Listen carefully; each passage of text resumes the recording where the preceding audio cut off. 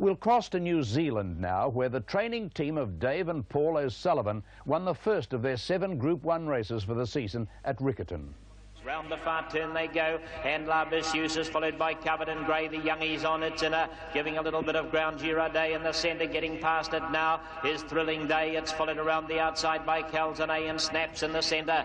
On the fence, Sabbatical. It's followed by Silver Chalice, Dozen Roses, and last of all is Gold Forever. Heading for home, 500 metres to go in the Guineas, and Waihora's Lass in front by about 2 lengths now. Covered in Grey is coming to it quickly. La Bissus back on the inside, starting to show up on the outside is Thrilling Day, and Snap has been brought to the outside by Lance O'Sullivan. Just in behind those, trying to wind up is the youngie. They get to the distance. They've got to Waihora's Lass, and Snap has bolted to the front. It's Snap in front from Thrilling Day and Covered in Grey, then Waihora's Lass and the youngie, and further back Sabbatical. But Snap's got this one in the bag, goes to the line to win the Guineas this year, and it's Snap in front. Thrilling Day is run into second. Covered in Grey was third. Waihora's... The classy Facing the Music bypassed the Fillies Classic to tackle the Colts in the 2000 Guineas. Coming from last on the home turn, the filly unleashed a powerful sprint to claim victory. Old Time is a half a length away, and Facing the Music biding her time at the tail of the field, 2 lengths behind the bunch. Round the turn, 700 out now, and the leader still Secret Wave by about 1.25 lengths from Covered in Grey. Mick Nichols has the rails run. Sharp 10 Heights is poised in the outside as they come up towards the turn. Makapura Star starting to show up, and in behind those runners then they were followed by Good Form.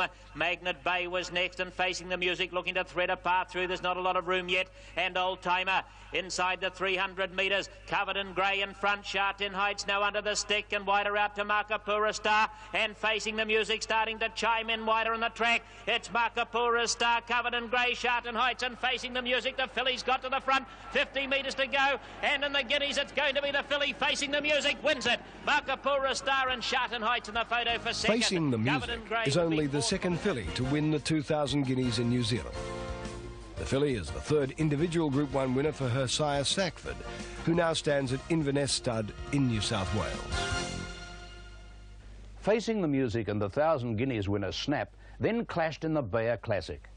Following heavy rain, the Leven Racing Club was forced to transfer their annual Group 1 meeting to Otaki. Conditions there were not that much better, and in a slogging finish, Al Akbar grabbed a narrow victory. The Bayer field down the side of the course, 650 metres to go, and it's Vaxman. Vaxman leading now from Waihora's Lass. The Salvor Country Talk with Al Akbar. Getting up in behind them now is going to be Facing the Music, and Snap starting to come around them as well with Western Red. The Bayer field to the turn at the 450 metres, and here Waihora's Lass has gone up to Vaxman Country Talk. Al Akbar wider out behind them. Here's Snap, Western Red. Facing the Music's in behind these, looking for room. Al Akbar's in front at the 300 metres. Facing the Music coming after him on the inside, as to Waihora's Lass, Western Red, and Snap down the outside. Al Akbar Facing the Music, the inside, Western Red, and Snap right down the outside. Al Akbar Facing the Music, Western Red's tried to pick them up out wider. Al Akbar's Western Red, and Facing the Music, Al Akbar's Bayer. Al Akbar and a bobber. Very, very close. In a tight finish, Al Akbar nosed out Western Red for a gutsy win in the Bayer Classic. The 3-year-old later campaigned in Australia and struck success in the Group 2 Canterbury Stakes. Al Akbar is the first Group 1 winner for the American-bred stallion Success Express, who stands at the famous Widden Stud in the Hunter Valley. The Avondale Cup attracted a very good field, and of the 18 starters, only 1 had not been placed or won in group company. The odd horse out was Tethies, who was having his first start at Group 1 level. Out by 5 lengths to Tethies, a length on the outside, then to Bayer Wolf, all in fun. The favourites going beautifully on the inside next. There followed Kingston Bay, then we've got Pearlier Bay from Lurk. On the outside to Ali Boy, Newbury Star on the outside, then to Eagle Eye making the bend. They're followed then by Major Decision, Core Reception, Prince Alibi under the stick, Rentino. They're homeward bound, 420 left to go, and Major and Melko on the inside is the leader, 2 lengths on Tethies. All in fun's coming out after them, followed by Lurk. Further back then we've got Pearlier Bay. All in front of, moved up on the outside of Tethys, followed by Malco. Lurks emerging out of the ruck, and they're followed by Pearlia Bay. All in front the outside, and Tethys there knuckling down. Lurk is coming in pretty stoutly, and Prince Alibi's flying home. Tethys in front of the Radio Pacific Avondale Cup, and Tethys scored second at the line. Photos, Lurk all in fun, or Lurk, and right between them, Ali Boy. Prepared at Matamata by Roger James, Tethys is the first Group 1 winner for his sire Kings Island. Ridden by The West Australian Turf Club's Summer Carnival commences in November, with the Diabetes Stakes being the first of their Group 1 events. Past winners of this race include Family of Man, Kingston Town and Better Loosen Up, an impressive trio. This season's winner may not be in their class, but Credit Account is certainly a mare with plenty of ability. 800 to go. It's Top Villain by a length and a half. Double Dignity and Competitive Spirit. 1.5 Instrumental, a length and a quarter on the inside. Wabasso. El Cordero making ground from Milady's Jewel and Anniversary Model. Wonder Prime again. Credit Account locked away near the inside. Being followed by Advise Me. Welcome Night went for an inside run from Yulganji Gold. And Silver Tongue last at the 450. Top Villain will lead for home on the bend. A half a length from Double Dignity and Competitive Spirit.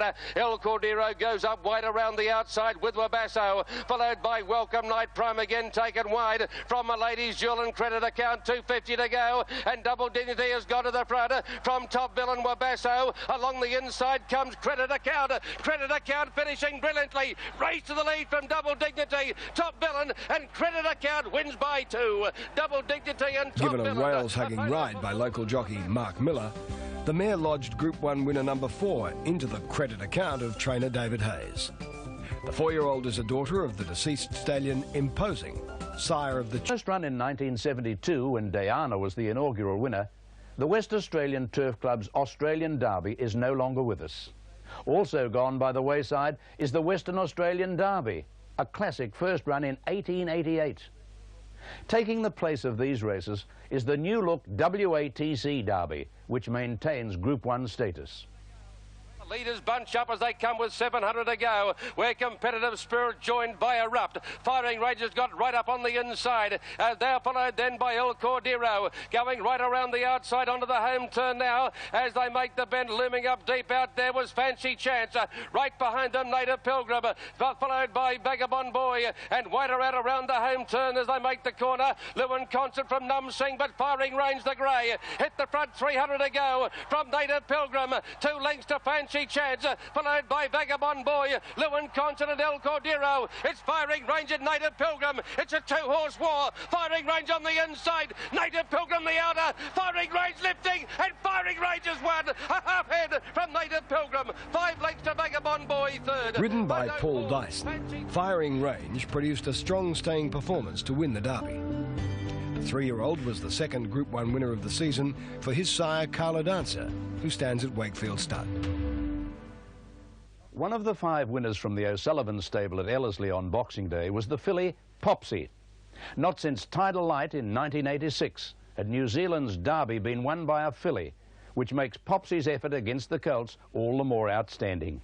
Ranch has got back on the inside. Silent March commences a run 2, followed Eastern Alliance, Popsy and Soundwave, but round the turn they come. New Zealand Herald, Derbyfield goes for home. Western Red the inside. Sharton Heights put its head in front, and it's kicked about a half on Western Red, followed by Tristalad. Seascape the favourite, winding up centre track. There followed Catalan Gold, Gold Star, and a late run from Popsy down the outside. Sharton Heights in front and clear. 2 lengths on Seascape. Popsy's coming home pretty well. Western Red, Sharton Heights in front of Seascape and Popsy. Sharton Heights out wide, Popsy going to on the outside. Popsy got it. Second home photo, Sharton Heights or Seascape. With her Derby victory, Popsy becomes the 39th individual Group 1 winner from the world champion sire Sir Tristram.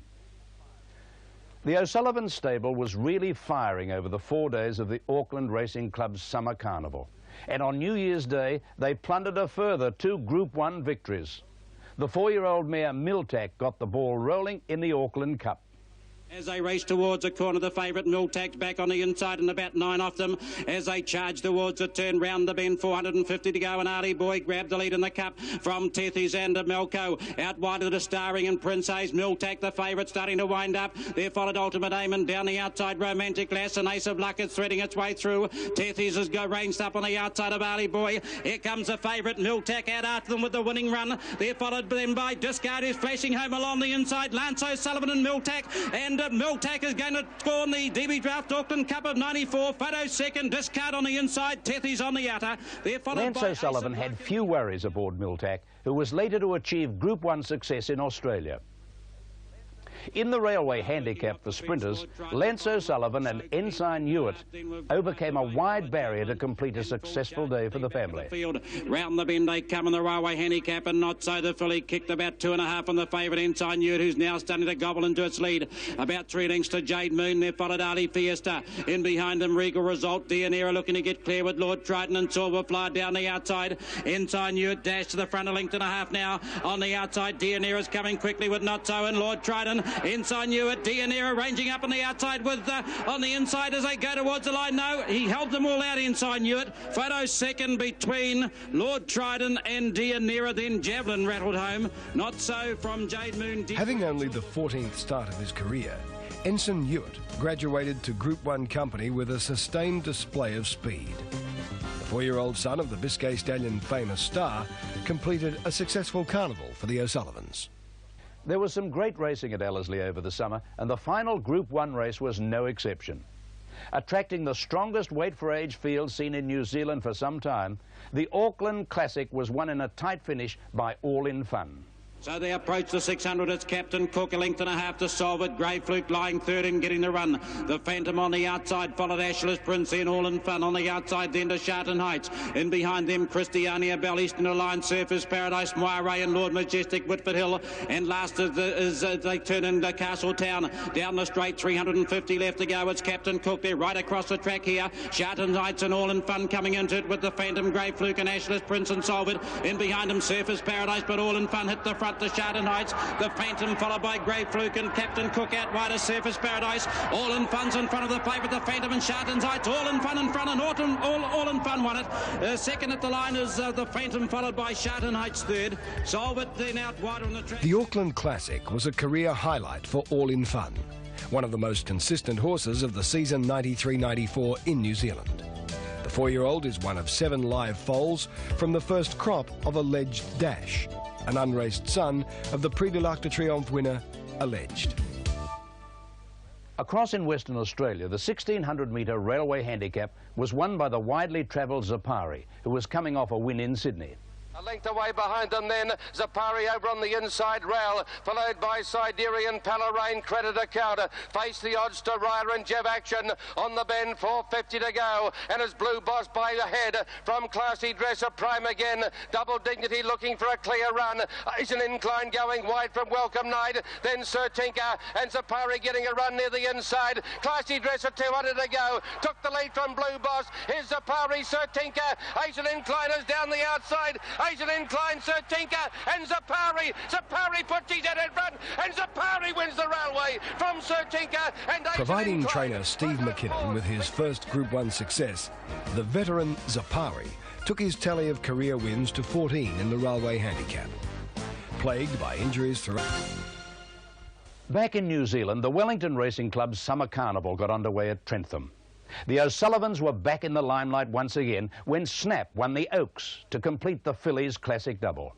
A bit of a packing field in the Oaks just before the turn at the 500 metres. Human Touch turns first. From Sound Lover, Waihorder's Lass needs an inside run. Looking to get out now. Here comes Snap on the outside and facing the music 2 lengths behind her. Snap's gone to the lead in the Oaks. She's out by a couple of lengths on facing the music. The chaser with Human Touch, Waihorder's Lass and then Mess. But it's Snap clear in the Oaks with 100 metres to go. She's 3 lengths on facing the music. Waihorder's Lass. Mess is arriving late with Silver Chalice, but she's blitzed them. What a win, Snap. Snap too good, nearly 4 lengths. Very, very close second and third. We've got facing the music and... Snap turned the Oaks into a one-act affair to win the 3rd Group 1 event of her career. A daughter of Kingdom Bay, a grandson of Biscay, Snap gave the training team of Dave and Paul O'Sullivan their 5th Group 1 winner of the season. The O'Sullivan-trained Ensign Hewitt was favoured to complete the sprinters double in the Telegraph Handicap, but it was the outsider Lady Madonna who struck success over the 1,200-metre journey. Chalico a little bit wide, back in behind them then as they near up to the turn, Panagold. Half cut right around the outside. Now Lord Triton gets up on the inside, Lady Madonna and Enhancer just in behind these. There's only 5 lengths covering them in the Telegraph at the 350 metres. Donna's Gold on the inside of Ensign Hewitt. Kiora Star out into the centres. Lord Triton on the rail, tracked up by Enhancer. Dianera out wider. Lord Triton on the fence, Donna's Gold. Enhancer's a chance, one off the rail. And over on the outside, Lady Madonna is flying home. Lady Madonna picking them up from now Enhancer and Lord Triton the inside, half cut late, but Lady Madonna wins the Telegraph from Enhancer and Lord Triton. Back in behind them then has been... Lady Madonna's win gave young apprentice Jimmy O'Styke his first taste of victory at Group 1 level. The 4-year-old mare is another Group 1 winner for Kingdom Bay, who stands at the O'Brien Sovereign Lodge stud.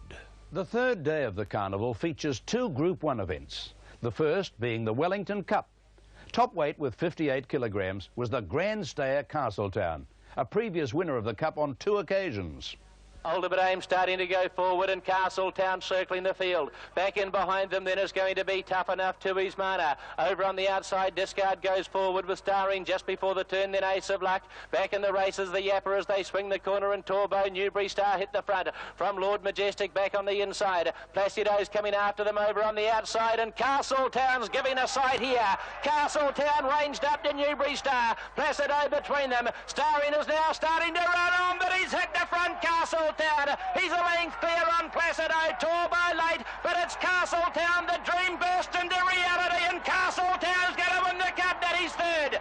Castletown, the champion's done it. Torbo second. Ultimate Aim's got to third. What a thrill here. Castletown received a great ovation from the big crowd at Trentham following his Cup success. Having his 13th start at 3,200 metres, the Wellington Cup was Castletown's 4th victory over the metric 2 miles. Ridden by regular partner Noel Harris, Castletown emulated the achievement of Great Sensation, who won the Cup 3 times in the mid-1960s. Castletown is certainly a warrior racehorse who may yet win another big 2-miler before he retires. The other Group 1 race on Cup Day at Trentham is the Thorndon Mile. And behind them just before the turn then is Sonteam. Zorro up against the inside. Coming around them now is Merry Maiden. Mahinui Lass got a little bit to do. Ballpark and Suncatch a little between them. Vain Sovereign back and behind them. Javelin looking to get into the clear and wider out. Zorro's coming home well, as to Merry Maiden. Mahinui Lass is starting to run on the outside. Meanwhile, Zorro hit the front. On the outside, Mahinui Lass is coming home strongly. Zorro's a length in front of Mahinui Lass, and then Merry Maiden is going to be close between. Another close one. Well, I don't know. Eddie Wilkinson saluted the judge, but it's... In a close finish to the Thorndon Mile, Zorro just held on to win. A 4-year-old son of the Cambridge stud sire Gold and Ivory, Zorro is prepared... In Melbourne yesterday, a horse called Hariba. Did you cop it? Yes, I thought that the sectional times by Hariba were just freakish. This is obviously a very, very good racehorse. You know, his effort yesterday was as good as when Scalacci broke the track record at Sandown that day when he won a restricted 3-year-old race. So, you know... So what do we learn from this? Do you think this horse could be a near champion? Well, it was a champion's performance yesterday because he did it in hand and he ran the time, so you couldn't have seen a better win. Let's have a look at him. Hariba winning yesterday. At the 500, Hariba about a neck in front, travelling comfortably. Crystal Sword niggled at second now, and King Cora hard ridden a length and a half away third. And Hariba kicked clear of Crystal Sword coming around the home turn, has not moved on this. Hariba under tight rein got 2 in front around the bend from Crystal Sword. King Cora, Blessed Ascent and Cape View. They've less than 200 to go now. Clark just urges Hariba forward and he kicks 5 in front in the twinkling of an eye. He is good. Hariba racing away from Crystal Sword and King Cora. And look at this. This is smart. Hariba won it by 8 lengths on the line. The Crystal Sword second. King Cora's... Well, look at the headlines in the papers around Australia today. Clark went so far to suggest the horse might be the best he's ridden. David Hayes has just swallowed his coffee. He rode Better Loosen Up and won a Japan Cup. He might be the best sprinter since Manikato. That's the sort of silly statement I might make, Max, to you. Yes. Don't you laugh? No doubt about that. But The statement is supported by times, and while Hariba yesterday didn't beat anything, it was just that incredible acceleration he showed. Well, why you can't hardly say that Hariba is in the same category as Manicato or Scalacci, but by gee, he showed he's got the foundation to get there. I mean, is Michael Clark, Michael who's been riding the new wonder horse of Australian racing, Hariba. And what an impact this horse has had, Keith. We just talked about it with Neil Fraser a moment ago. Frank Sedgman, one of the part owners of Hariba. He's a very exciting sprinter, Bruce. Yesterday was his 4th win on the trot, and he's won those races by an aggregate of 26 lengths. And he passed a few tests yesterday. He's very good. Keith said he passed a lot of tests yesterday. He certainly did it in fine style. You didn't ride him for pace. You sat second. Was there a query about the 1400 in the back of your mind? Well, the main thing, Bruce, was that the horse might be going for the Australian Guineas, the mile race. And I just wanted to ride him a little bit quiet to see if he could relax, and he might be more benefit once he goes to the 1600 if you can ride him just off the pace. That's Hariba outside the leader in the pink cap. Mick Clark took a peep around there. Now, Damien Oliver in the yellow cap on Paris Lane puts the pressure on Hariba, looks for a flaw in the youngster, but there isn't one. Was there a doubt in your mind, Mick, that he wouldn't respond for a moment or two? Not really, Bruce. The big thing was when I watched the replay, if you notice, I probably just sat a little bit long on the horse holding him together, and I was surprised the other horse sprinted to me so quickly. And when Paris Lane did come out of Hariba, they put a big gap in the rest of the field, and it wasn't really till about the last 300 that I asked him to go. He ran 46.2, I think, for his last 800 in comparison to Blue Boss in the next race, which was quite a bit slower, 47.5, and I think that tells a tale. Yes, in the overall times, he was a tenth of a second faster than Blue Boss, who beat open class horses. Blue Boss is... To read that you said he might be the best horse you've ever ridden. Now, was it... You got a short memory? You better loosen up an album. You rode a horse called Special once, didn't you, in primacy in those horses? Yeah, no, I mean, Special's the best sprinter I've ridden, Bruce, and I didn't quote it that way. I said potentially this horse might, you know, he might be capable of matching the same record as Special and go along those lines. Isn't Brawny Spirit a terrible loss to the racing industry? His victory in the Magic Millions of 1994 is probably one of the most emotional and one of the most instant charged and, you know, sensational wins I've ever seen. St Covert was the top gun for the race. Discreet Lady was the flying filly. St Covert, of course, went on to be an outstanding horse for the Magic Millions, and this is what he did. It was an outstanding ride by an outstanding racehorse.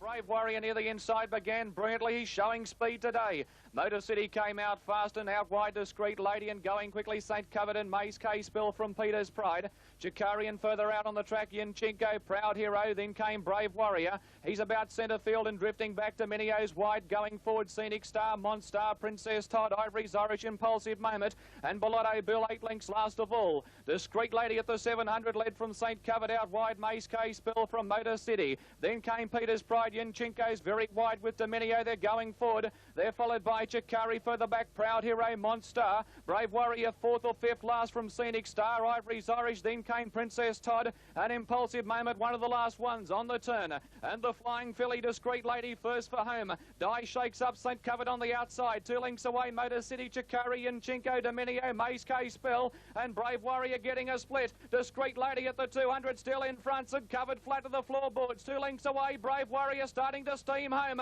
St Covert's coming at Discreet Lady. Brave Warrior's flying. St Covert in front. Here comes the Queenslander. Brave Warrior. Yes, he's too good.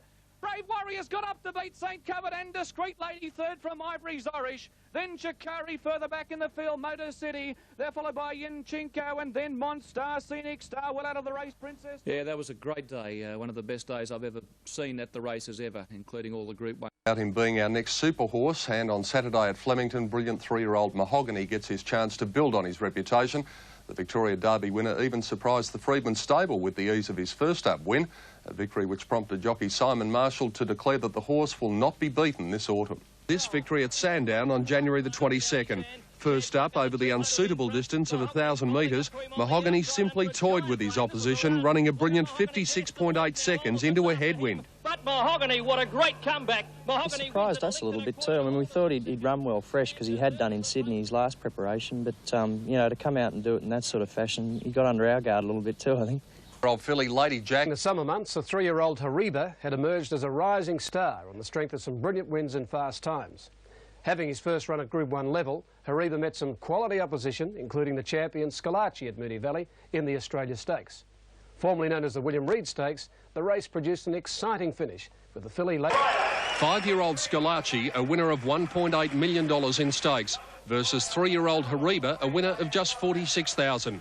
But it was the youngster which went out an even money favourite in what was considered a dead-set match race.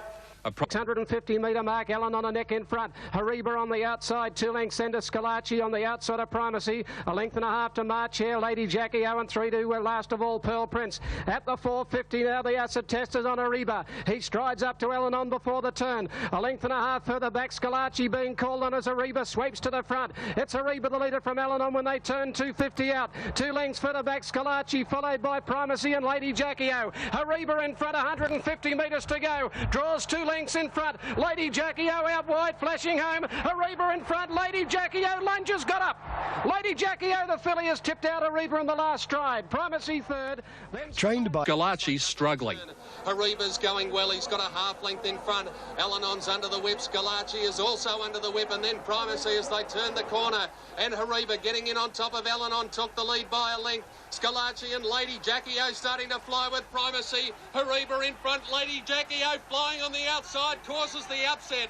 Lady Jackie O's got up to win 3/4 to Hariba. Primacy third. Lady Jackie O took her stakes earnings past $650,000 with the brilliant win, even if jockey Stephen King wasn't overly confident. You know, you're facing the toughest sprinters around, Scalacci and Hariba, and you know, there's some good horses in that race, and I thought, you know, the odds were against us today, but she went out there and she proved different.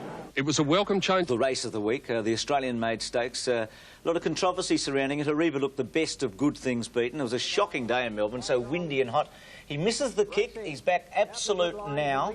Alanon shows tremendous pace to lead. Scalacci got away well. Now watch Hariba, second last, and Keith, this was the key in the next 200 metres to the race. Well, Michael Clark aboard Hariba took off here, sooled Hariba into the wind, and Hariba's running up now to sit outside the leader. And that's a role that Hariba, soon you'll note, is not happy with. The head goes into the air, the mouth wide open, and Hariba not happy sitting outside the leader.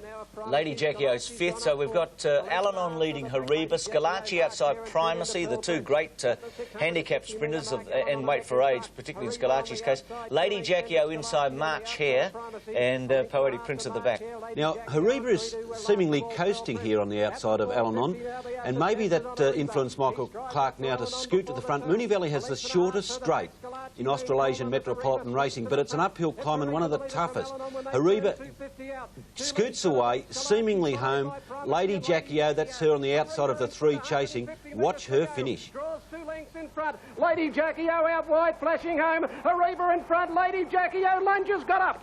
Lady Jackie O, the filly, has tipped out Hariba in the last stride. Primacy third, then Scalacci, followed by Alanon. I think the thing to come out of the race is that Hariba's every bit as good as we thought he was. Lady Jackie O was great, by the way, and Primacy was excellent, and Scalacci looked a touch big. Lady Jackie O, well, she won the Blue Diamond. She's a quality filly. Put the same set down next week, and I'd lay long odds on Hariba.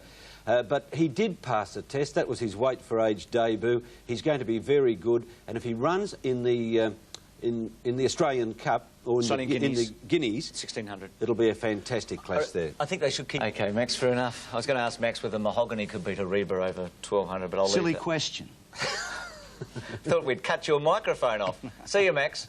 About Mahogany, you were his greatest fan in the spring. He's obviously come back very well. I was at Flemington... ...of him in the spring. One run was brilliant. The other one was 6 or 7 lengths less. Now, this was a very good performance. Great run. Battlehawk had got around Mahogany, and Let's Cut Loose is held up here, isn't he, with the blue cap and the pinky type colours on the inside. But this is where Mahogany shows his class. Yes, under a big weight too, Bruce. Went to the line very, very well. Ran a good last section, which you would expect. Now, appears to struggle for a couple of strides there, but now he's got them well beat. Well, he goes on to the Australian Guineas and will be a hot favourite, and maybe could challenge, well, he will challenge in the Australian Cup. He's good enough to run in anything. Second horse, excellent. Waikikamuka, 10 out of 10 in the next with Durbridge. This was the Chester Manifold Stakes. He had a beautiful run all the way. He's in 4th place as we picked them up. Jack Poole leading Saracen, who's come off the rail. A Vedetto 3 deep, 2 lengths Durbridge, then Station Hand. A couple of the runs here, Max. Our Pompeii is 4th from the back. White Blaze, he's now 3 from the left. And great vintage in the pink colours. About near the rail and about 8th placing at the moment with the blinkers.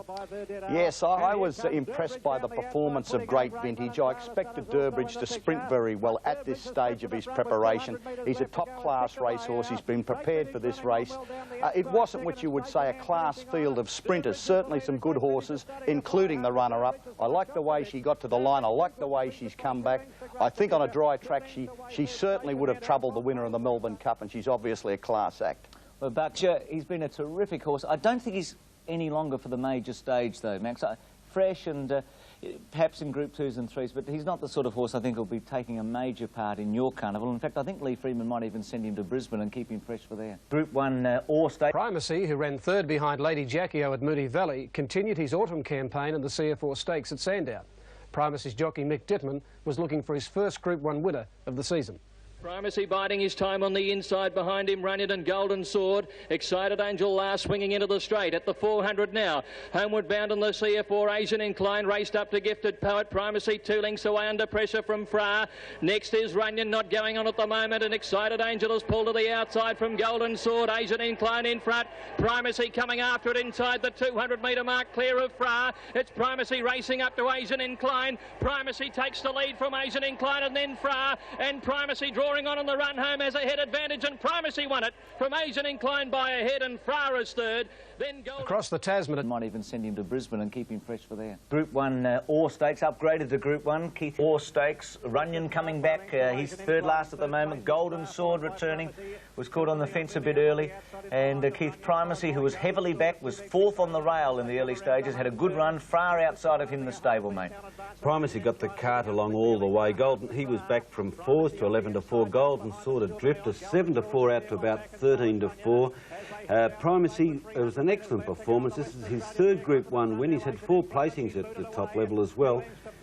A very good horse. Asian Incline got a break here. Primacy after him now.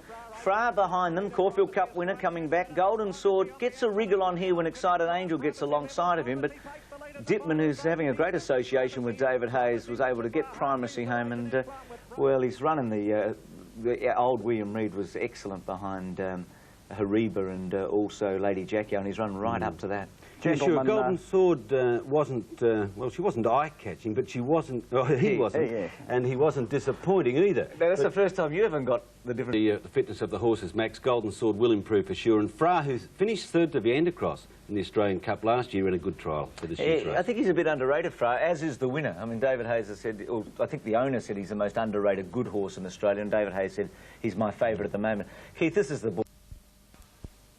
Already, and they're off. Great and Waikika Moocow, followed by Voting. Mr Mutual Respect is second last, and Barmin Gilead is last of all. Approaching the home turn with about 700 to run. Coltar is the leader. Mahogany is close handy. Battlehawk has made a very fast run out deep on the track. Waikika Moocow very wide as they enter the straighter, and they're followed by Pride of Rancho looking for a run just behind them. Pull to the outside. Let's Cut Loose. They're in the straighter, and Mahogany moving up on the outside has hit the front with about 400 to go from Coltar. Battlehawk down the outside. Pride of Rancho, Royal Rubiton, Mr Mutual Respect coming down the outside from a long way back, and Voting's got nowhere to go. Mahogany in front. He's now under the whip. He's being tackled by Pride of Rancho with 150 left to go, but he's responding. Mahogany a length to Pride of Rancho, who's trying to get to him. Mahogany ridden for dear life, still in front. He's hanging on. Mahogany's just won from Pride of Rancho. Tight for third March here, or Mr Mutual Respect, and they were followed by Star of Maple, and further back then Barmin Gilead followed. The best three just continue to get better and better.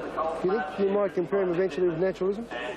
Yeah, I think so. I think he's a much better 3-year-old than Naturalism. The time will tell whether he, races on as good as the older horse, but there's no reason why he wouldn't. Mahogany will now be set for the Australian Cup. A decision will then be made on a possible Sydney campaign. Make of Mahogany's win in the Australian Guineas. Oh, I thought it was full of courage, Bruce. It was his 5th start at Group 1 level and his 5th win.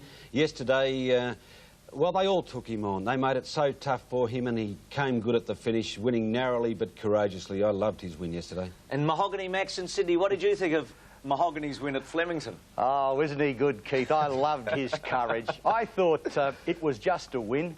I'm surprised at Greg Hall complaining that other jockeys took him on. That's what happens when you're riding a hot favourite, when you're riding an outstanding racehorse. All to rev up here.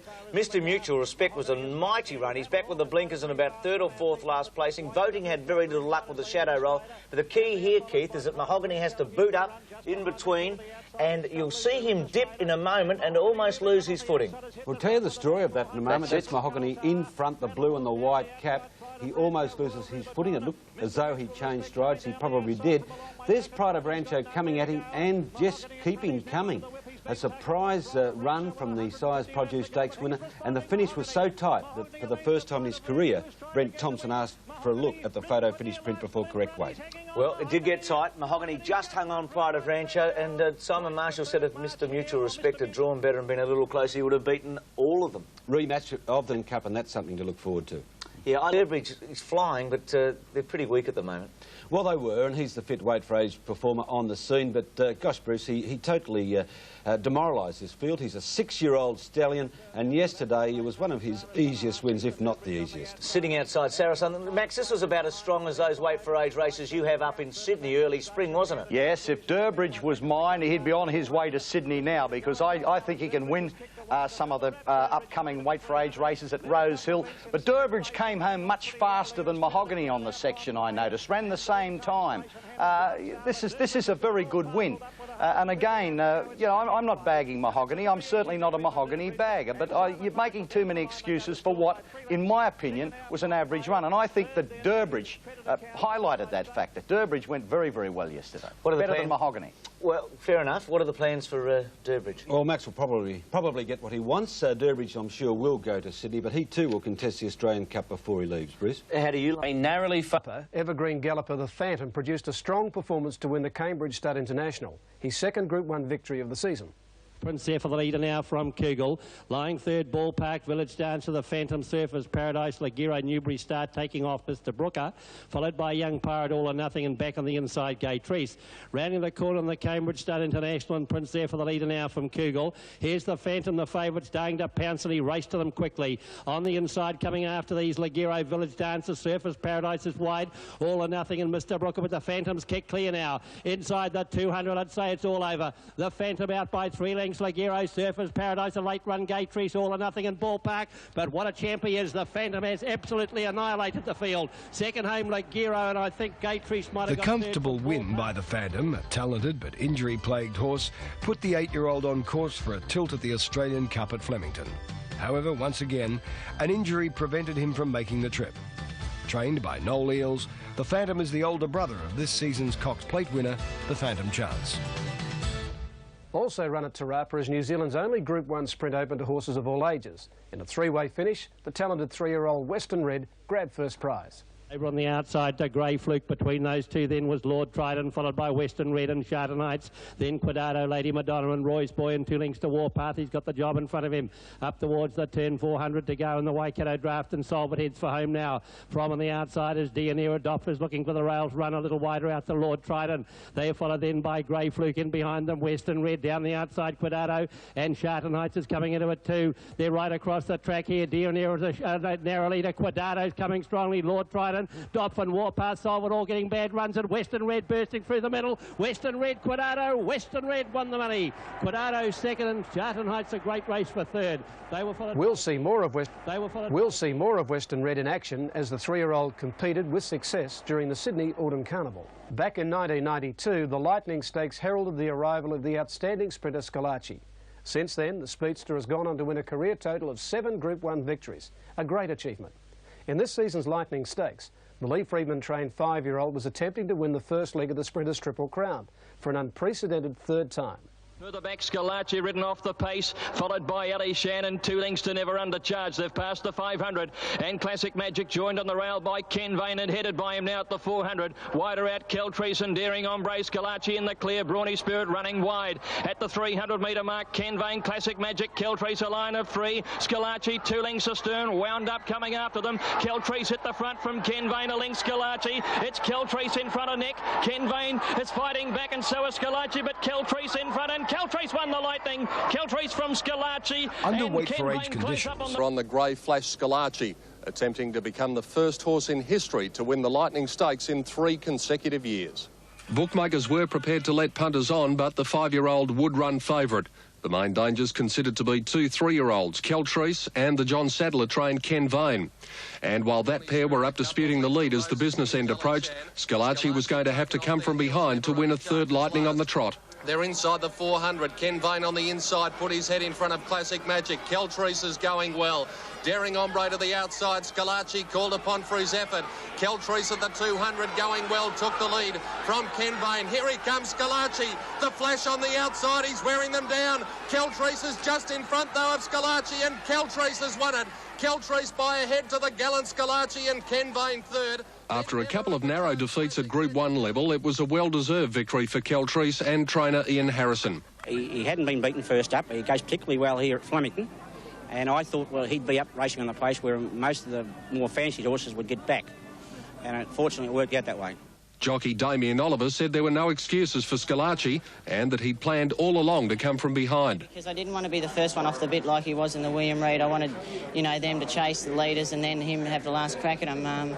It almost worked out, and I think a couple more hops we might have got him. Ken Vane close up on the rail. Keltrice unbeaten first up. Next start in the Oakley Plate. Scalacci probably will tackle the Newmarket. Sidemen, a 9-4 Keltrice, 4-1 Ken Vane, and 7-1 Mukhtar.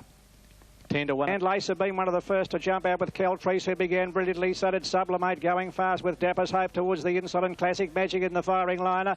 And they were followed by Bar Current going right up along the inside as Mukhtar towards the lead, settling into Strider. Coming up to the 800, Bar Current on the inside, leads about a neck in advance here of Mukhtar, followed by Sportsworks, and just in behind them Black Rouge. Classic Magic, Dapper's Hope behind them, Ken Vane a length further back as Sublimate. Keltrice has got back in the field as they come up past the 600, a length and a half further back than is Blue Boss, and Selquita is last of all, and Lacer Beam is well back as they round the home turn. It's Barcara on the inside, Mukhtar together, a length in advance of Sportsworks. Ken Vane starting to run on very wide as Dapper's Hope as they come into the straighter, and Keltrice is a long way back and under the whip as they straighten up. Barcara on the inside, leading about a half length, and Mukhtar challenging. Ken Vane on the outside, running on strongly is the danger, and Sportsworks is further back with Dapper's Hope. Keltrice not in the race. Ken Vane hit the front with 100 metres left to go, and it's all over the Oakley Plate. Sublimate finishing fast, but Ken Vane too good. Ken Vane wins it well by 2 lengths to Sublimate. Close for third, Mukhtar or Blue Boss. Behind them, Dapper's Hope, Lacer Beam. Further back in the field of Barcara, Sportsworks, a long gap, Black Rouge. Followed next home then by Selquita. Keltrice has run second last, and last of all is Classic Magic. He's the 7th 3-year-old in the past 8 years to win the race. Barcara led Mukhtar into the straight from Ken Vane, and Sportsworks under pressure. Further back is Sublimate looking for a run through at the 200-metre mark, a line of 3. Ken Vane took the lead on the outside from Barcara, Mukhtar and Sublimate on the scene late, but Ken Vane has broken away, and Ken Vane will bolt it in. Ken Vane wins by more than 2 lengths to Sublimate. Photo third between Blue Boss out wide and Mukhtar. A course record winning performance by Ken Vane in the race he was set for by trainer John Sadler. The Oakley Plate. He was fantastic, Bruce, having only his 10th race start. He ran the fastest Oakley Plate ever run. The race is more than a century old. He's a 3-year-old, and that kept intact the fantastic records of 3-year-olds in this race. Have won 7 of the last 8. He's got 52.5 kilos in the Newmarket, a penalty to be announced tomorrow. Sitting third as they straighten, got the split. Mukhtar outside Barcara, the big disappointment, Keltrice at the back with the red cap. Sublimate makes a bit of a run. Blue Boss gets home well, but this one like a top class sprinter. Doesn't quite have the record of Scalacci going into the race, but gee, the way he won, and it's going to be a hard horse to beat in the Newmarket handicap, that is for sure. 1-2.4, and maybe if the more fancied stablemate, Lady Jackie-O, had run in the race, she probably wouldn't have beaten Ken Vane on that performance. He made it 3 straight in the St George. At the 200, and Durbridge is out about 5 lengths in front. From now second is Fra, and Excited Angel's running on well along the inside. But Durbridge well clear of Excited Angel, who's finishing well, and our Pompey. Durbridge wins again. Durbridge is first, wins it by... Another big win for Durbridge. Next stop, the Australian Cup, and a clash with stablemate Mahogany. Yeah, we'll definitely run him in the Australian Cup. He's had a terrific preparation for it now. You can't fault his form, and I think he's the horse for Mahogany to beat now. He's run very good times in both his last 2 wins, and he's doing it effortlessly. Durbridge started 10-9 on. Evans was bet. Fra and Runyon were both disappointing. Durbridge and the St George are ridiculously easy when he's in front. Fra second, Runyon third, the 2 imported horses, and our Pompey fourth, Excited Angel fifth. Well, someone up there was looking after punters yesterday because 20 minutes before the race it rained quite heavily. Bookmakers put Durbridge out to evens, punters grabbed the evens, and the rain stopped, and this is what happened. There's not one horse in Durbridge's wake who could beat him in the Australian Cup, and maybe there's only one horse standing in his way anyway, and that's the younger stablemate stablemate Mahogany. What'd you make of Fra's run, Keith? I can never catch Fra, and he was the one that had to put the pressure on Durbridge, and I think that he was the first to crack, and he was disappointing yesterday. Runyon? Well, Fra messed up Runyon too. Runyon's an imported horse who doesn't like close infighting, and Fra gave him that yesterday, and Runyon spat the dummy. So he's off to Sydney, and probably they'll be kinder to him there. Durbridge, who has been the surprising star, hasn't he? 0.5 kilos under the weight for age scale to the younger Mahogany. It's going to be a race, Bruce. Oh, Mahogany should beat him, really. If Mahogany's half as good as you reckon he is, Max, he should win with a leg in the air. Oh, not a leg in the air, but the point is he's got the attributes. He can sit on Durbridge. These other horses can't, are being ridden upside down to compete with him. They can't do that. Mahogany can. Well, winner of last Saturday's Hobartville. Winner of last Saturday's Hobartville. Clearly Chosen wants to sit back a touch. A won the race last year. Now there's one rearing out in the middle. Off and running in the Chipping Norton. Telesto again missed the start, but not all that badly. Missed it by about a length, and Clearly Chosen is the first out, and he's going wide around that top turn, followed by Corndale. 2 lengths away last Telesto. Clearly Chosen being rated nicely in front as they come to the 800 mark, led by a length and a half to Western Red. Burst is moving up and taking closer order. Then Kingston Bay, followed by Seasky on the outside. Further back, Chasendo about to be joined by Skillful Star, and then shelved out 4 deep now Corndale, and last Telesto. 600 out as they near the turn. Clearly Chosen the leader. Western Red in second place, followed by Kingston Bay and Burst together, and then Seasky, and behind those Corndale, who's off the track, followed by Shelved. Then Chasendo, Telesto getting a run up on the fence, and Skillful Star last as they turn into the straight in the Chipping Norton, and Clearly Chosen giving a ton of cheek as well clear. Burst is the first to go after him, followed by Kingston Bay, and now Telesto hooked to the outside is starting to wind up. Clearly Chosen about to be tackled by Burst, and look at Telesto. Telesto coming down the outside at 100 miles an hour. He finally wins another one. Telesto beat Clearly Chosen. Burst in a photo for third with Seasky wide out and Kingston Bay, followed by Shelved, and then Chasendo. Western Red tired quickly in the straight from Skillful Star, and absolute last is Corndale. Only the second by Shelved, then Chasendo. Telesto getting a run up on the fence, and Skillful Star last as they turn into the straight in the Chipping Norton, and Clearly Chosen giving a ton of cheek as well clear. Burst is the first to go after him, followed by Kingston Bay, and now Telesto hooked to the outside is starting to wind up. Clearly Chosen about to be tackled by Burst, and look at Telesto. Telesto coming down the outside at 100 miles an hour. He finally wins another one. Telesto beat Clearly Chosen. Burst in a photo for third with win of his career, and he's beaten the win of his career, and he's absolute last is Corndale. Only the second win of his career, and he's beaten some of the best horses in Australia. His 2 wins have both been at weight for age, the Craven Plate and now the Chipping Norton Stakes. And if you're the running rail there, got a beautiful run through and was able to utilise Telesto's big finish down the outside. A very impressive performance. Telesto has now won 2 races, but he's a horse that can win a Doncaster if he gets the breaks, but he drops out, he's got to get the breaks. He hasn't had them until yesterday. Will your apology be verbal or handwritten, Max? To who? To the connections of Telesto, to Shane Dye. Well, a group apology, I would imagine. Why would I apologise? Shane Dye, after the race, and he wasn't aboard, said this might be the best 1,600-metre horse in Australia. What's your opinion on that? Have a look at your notes, Keith. I said last week that Shane Dye said he was the best miler in Australia. And I also said the way Shane Dye rides him, he'd have to be the best miler in Australia. Well, Shane Dye was listening because of the race yesterday. Well done. Max, if you own Telesto, would you put Shane Dye on him in the Doncaster? No. Being heavily... Earlier in the program, we saw the O'Sullivan-trained mare Miltax score a decisive win in the Auckland Cup. Preparing for an Australian campaign, the 4-year-old went to Ellerslie for the Weight for Age Action TV Sales Stakes, over 2,000 metres.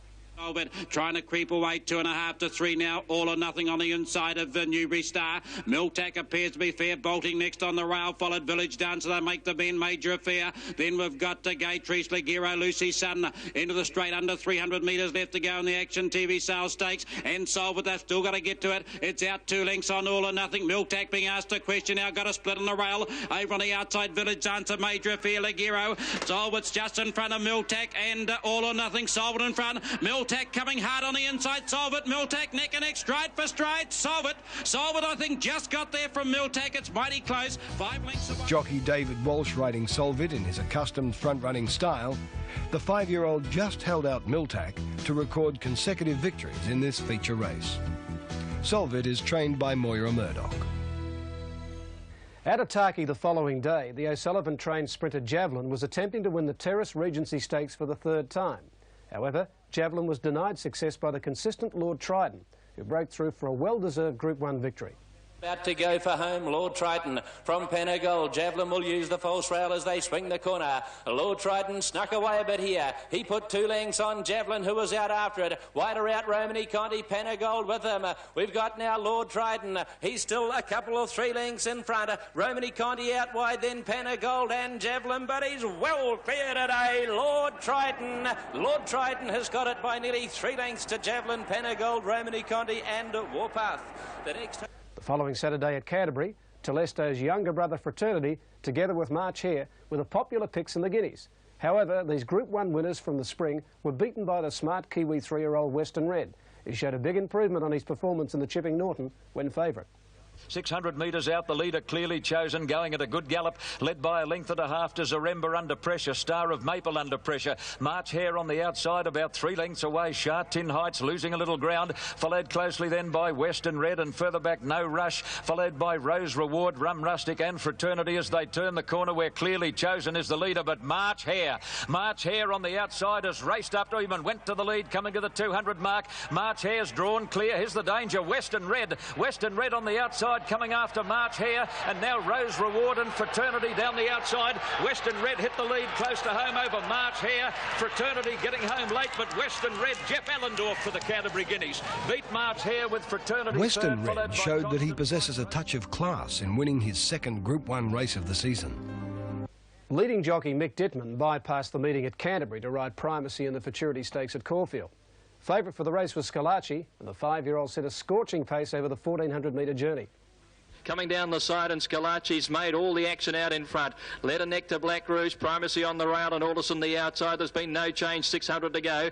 Then Terrari, who's booted along on the inside of Deposition. The tempo quickening up, coming towards the turn, and Scalacci about a head in front now from on the outside, Black Rouge. Alderson hooks out for a crack at them. He's coming 3 wide with his run, and Primacy just held up behind the leader. Scalacci tackled by Alderson on the outside. A gap now for Primacy. Scalacci in front of Alderson, and Primacy takes the run. Primacy hit the front at the 200 now. From Scalacci, Alderson's run has ended, and Deposition with a late effort, but Primacy has broken away from Deposition and Scalacci, and Primacy is going to win it brilliantly. Deposition has flashed off. Primacy's Futurity Stakes win was the 4-year-old. Turn for home, and Scalacci slipped a length in front. Now Primacy out into the clear, followed by Alderson, and further back Deposition. Primacy's got to Scalacci at the 200. Primacy's hit the front. Scalacci's gone. Deposition down the outside, but Primacy goes for home. He's raced 3 in front of Deposition and Scalacci, and it's Primacy for the Futurity. Primacy by a length of Deposition, who ran home hard. An excellent run from Primacy, shaving 0.2 of a second off Vo Rogue's 1988 race record. And now from 9 wins, the gelding tops $1 million. Performance yesterday by Primacy, who's gone up a notch or 2. Broke the record in the Futurity Stakes. 3 of his last 4 wins have been at Group 1 level. Keith Hillier, changing of the guard, Scalacci on the out and Primacy on the up? I think that's fair comment, Bruce, and Mick Dittman spoke in glowing terms. I've not heard him speak so enthusiastically about the prospects of a sprinter than what he had to say after the win of Primacy. She sat on Scalacci. I thought Scalacci in the run was a good thing, Keith. I didn't realise they were going quite so quickly.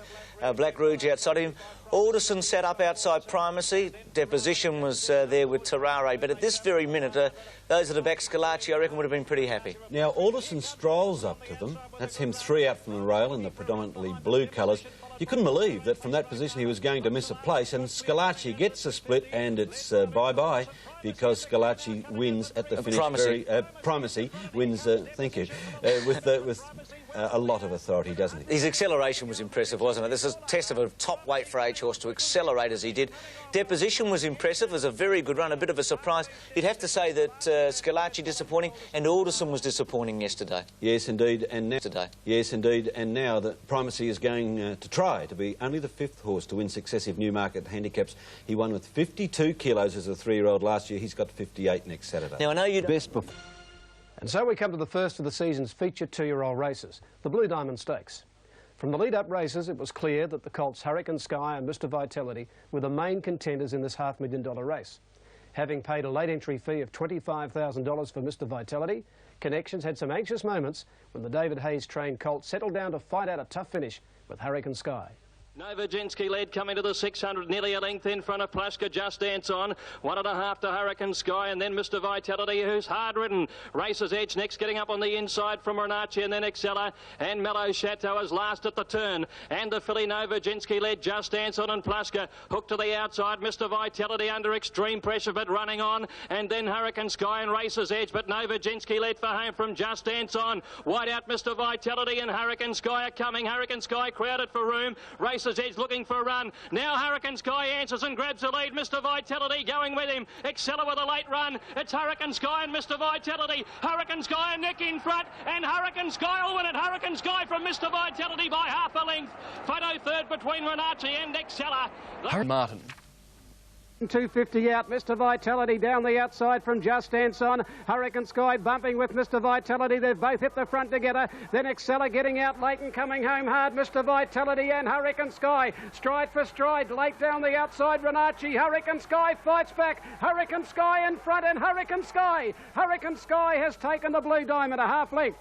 A brilliant effort by the Gerald Ryan trained 2-year-old, recording the fastest time of 1:08.1 to better the previous record in the prestigious race held since 1988 by the great sprinter Zetatave. Vitality and third Renacci at 9. Number 1 phase one he'll long remember. He prepared St Covert for victory in the Black Opal Stakes in Canberra, picking up a $100,000 BMW and brought up his 1,000th winner. The only thing missing was the Blue Diamond at Caulfield, won in brilliant fashion by Hurricane Sky. David Hayes might have been at Caulfield today, but for some of the day at least, his mind was elsewhere. He enjoyed early success at Balaclava to watch the Black Opal Stakes in Canberra, where brilliant colt St Covert was aiming for the $133,000 first prize, golden slipper favouritism and the keys to a brand new $100,000 BMW. As they race down the side, and St Covert has raced to the lead. And it didn't take long for the look of anguish to turn to delight. But St Covert has kicked away at the 200-metre mark. Look at St Covert go. He's Out about 3 or 4 in front of Identikit, followed by Rose's Path running on. But St Covert races away, and this is a very, very impressive win. He's down on the line. St Covert romps the Black Opal in. Now Rose's Path is stablemate second. How was that? Good. It was really fantastic. He won a lot easier than I would hope. But I think he should be slipper favourite, and I've got to get the car off my brother now.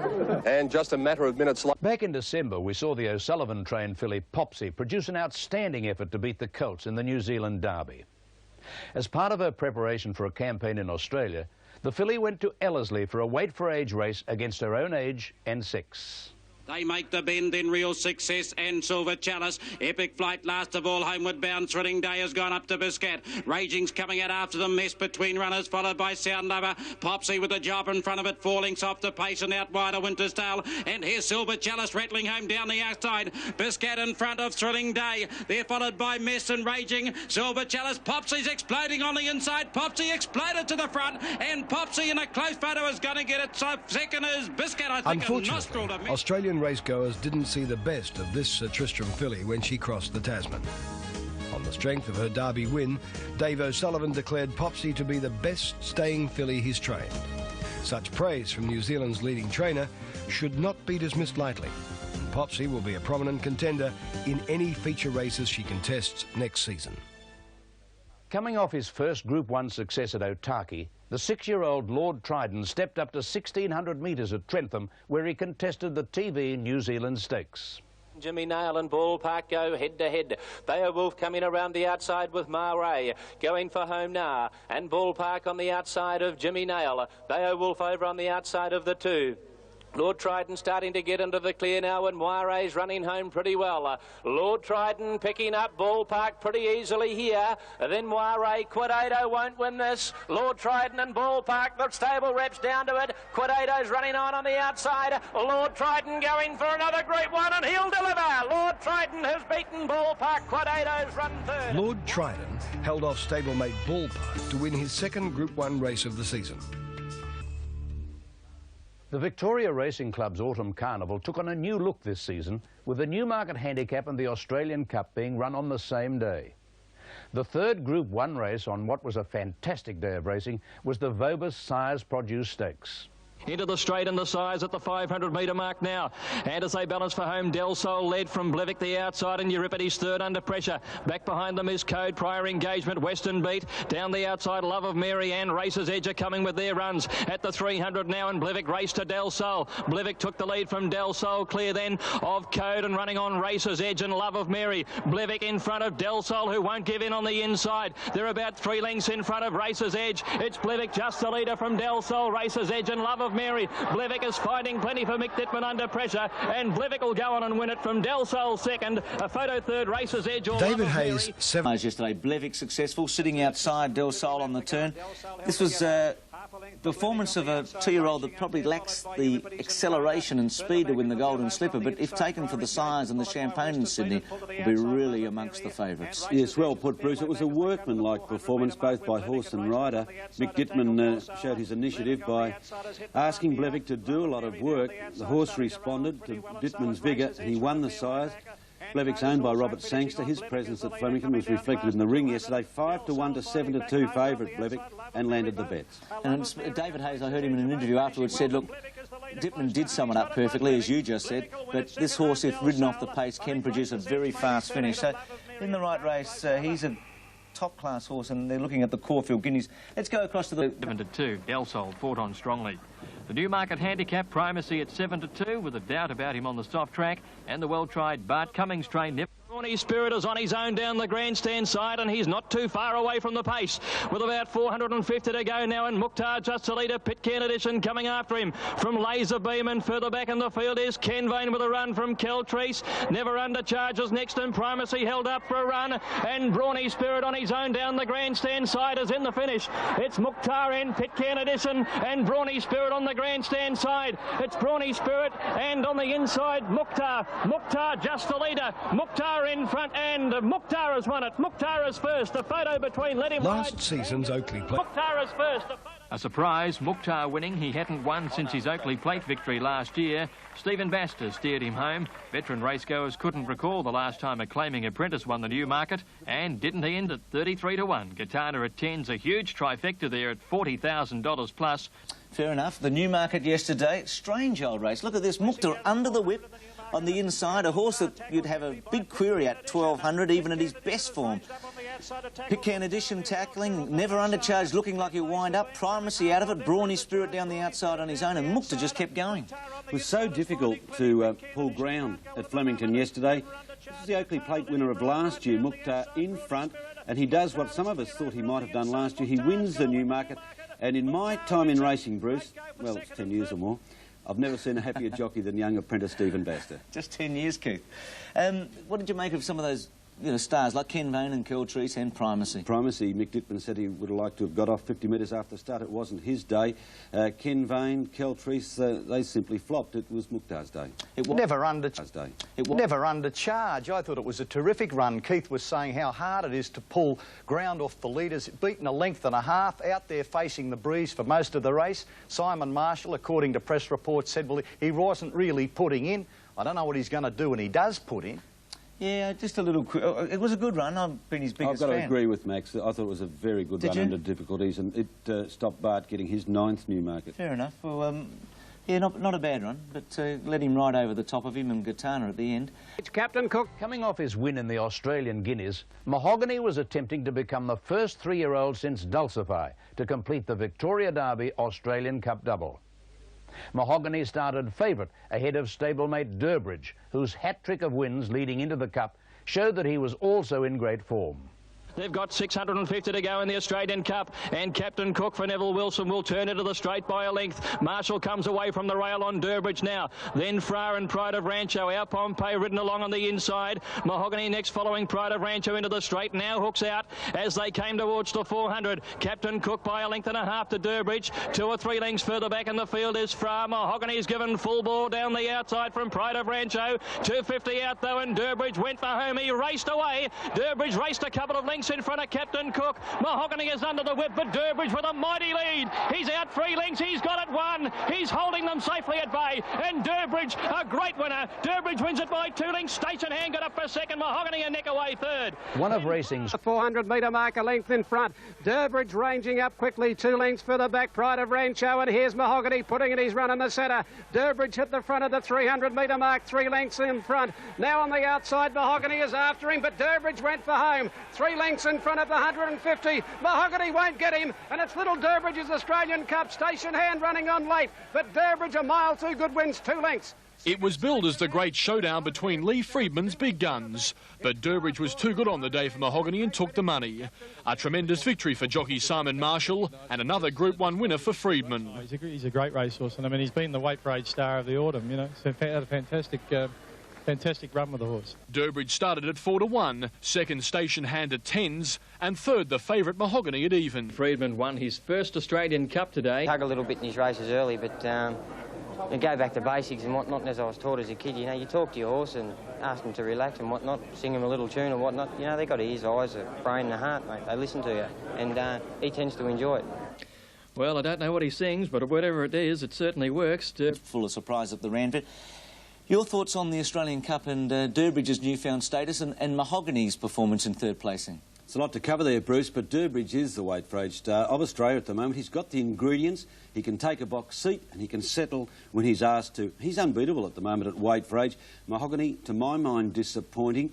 There was a school of thought that he gave Durbridge too big a start, but I think that was knocked out the door when we saw Station Hand beat Mahogany to prevent a Lee Friedman Quinella. Lee won his 6th Group 1 race for the year and his first Australian Cup. Isn't we'll end across at the moment, do we?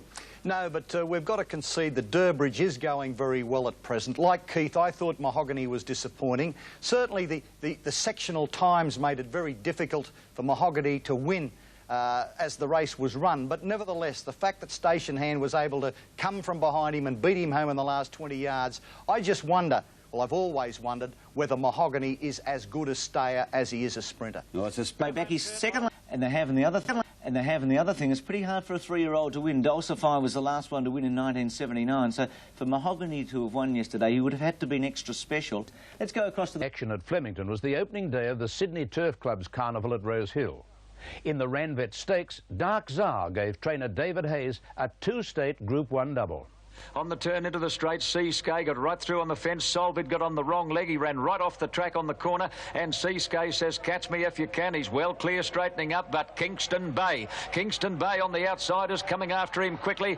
Getting between them, Red Machine and now Thrifty Reserve and Dark Czar from nowhere. Kingston Bay hit the lead 100 out, but Dark Czar's the danger. Dark Czar is coming at Kingston Bay. They've come away. They'll fight it out tooth and nail. Dark Czar going far the better. And purchased for just $750 as a yearling, Dark Czar's first Group 1 victory lifted his career earnings. Randvet, David Hayes, another Group 1 success for Dark Czar yesterday, Max. Bit of a surprise. Yeah, well, again, we've got pace here. It was run like a new market early, so the back markers certainly were, were favoured.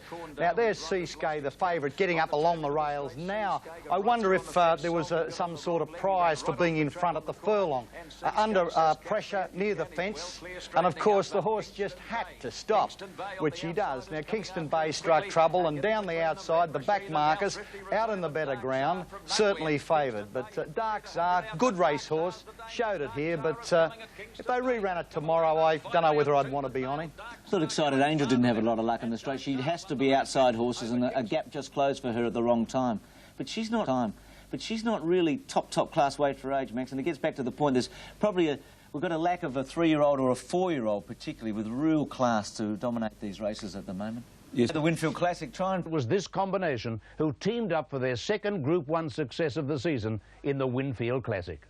Into the straight, Asian Incline the leader. In second place, Mingling Glances. Rich Pageantry has been 3 deep for most of the trip. Burst is about to get an inside run as those leaders shift out, followed by Ladies' Way, and then the Perfume Garden taken to the extreme outside. In the straight, coming to the 200, Asian Incline, Mingling Glances. Burst is getting up on the inside of them, Rich Pageantry, and here comes the Perfume Garden with a big run down the outside. Flitter's there, and so is Cap Chat. Have a look at this. You've never seen a race like it. Where do you look? It's Flitter, Cap Chat on the outside, Mahanui Lass coming from nowhere. Cap Chat on the extreme outside wins the Winfield. The breath to Mahanui Lass. Unplaced just once. And picked this for us at the furlong pole. You've never seen anything like it. In second place, It was a very, very good race, of course. This is the best fillies and mares race in Australia, and they're so evenly graded. The horse that had the clearer run, the best run over the latter stages, was going to win. But I do think that Cap Chat is a very good filly, as she showed here, because they are very good. Flitter got a little bit of a prat there. May have cost her finishing closer, but Cap Chat, yes, have a look at it. What a race.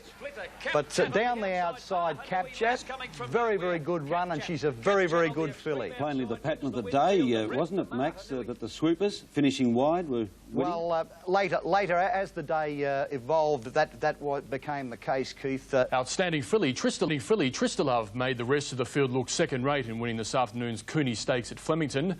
We pick up Brian Martin's call with the 3-year-old about to canter past the leaders. Tristalove is ranging up very quickly on the outside, 350 out. He hasn't let this go, Marshall. Tristalove gets up to Tristera. They spread away from Party Time. Then a gap to Barman Gilead. Well back with Sendile, but now let down by the rider here, Marshall. He lets it go, Tristalove. 4 in front now of Tristera, Alcove, and then from a long way back, Swift Falcon. But this is all over, and Tristalove is a brilliant filly. Races away to win at about 4 or 5 lengths. Yes, jockey Simon Marshall enjoying one of the easiest wins of his career. Tristalove cruising to a 3 3/4 length win. Love stands up well. They're off now to a perfect dispatch to in the Alistair Clark, and down on the inside Bonamici past the 800-metre mark, and Pearl Prince had ranged up on the outside to tackle Battle Hawker. They're a length in advance of Pride of Rancho, followed by Tristalove. In behind them Galaxy Fair. Then Sari Club, followed by Barman Gilead. Further back to Samba Flower and Mapoli Star as they come up in the direction of the home turner.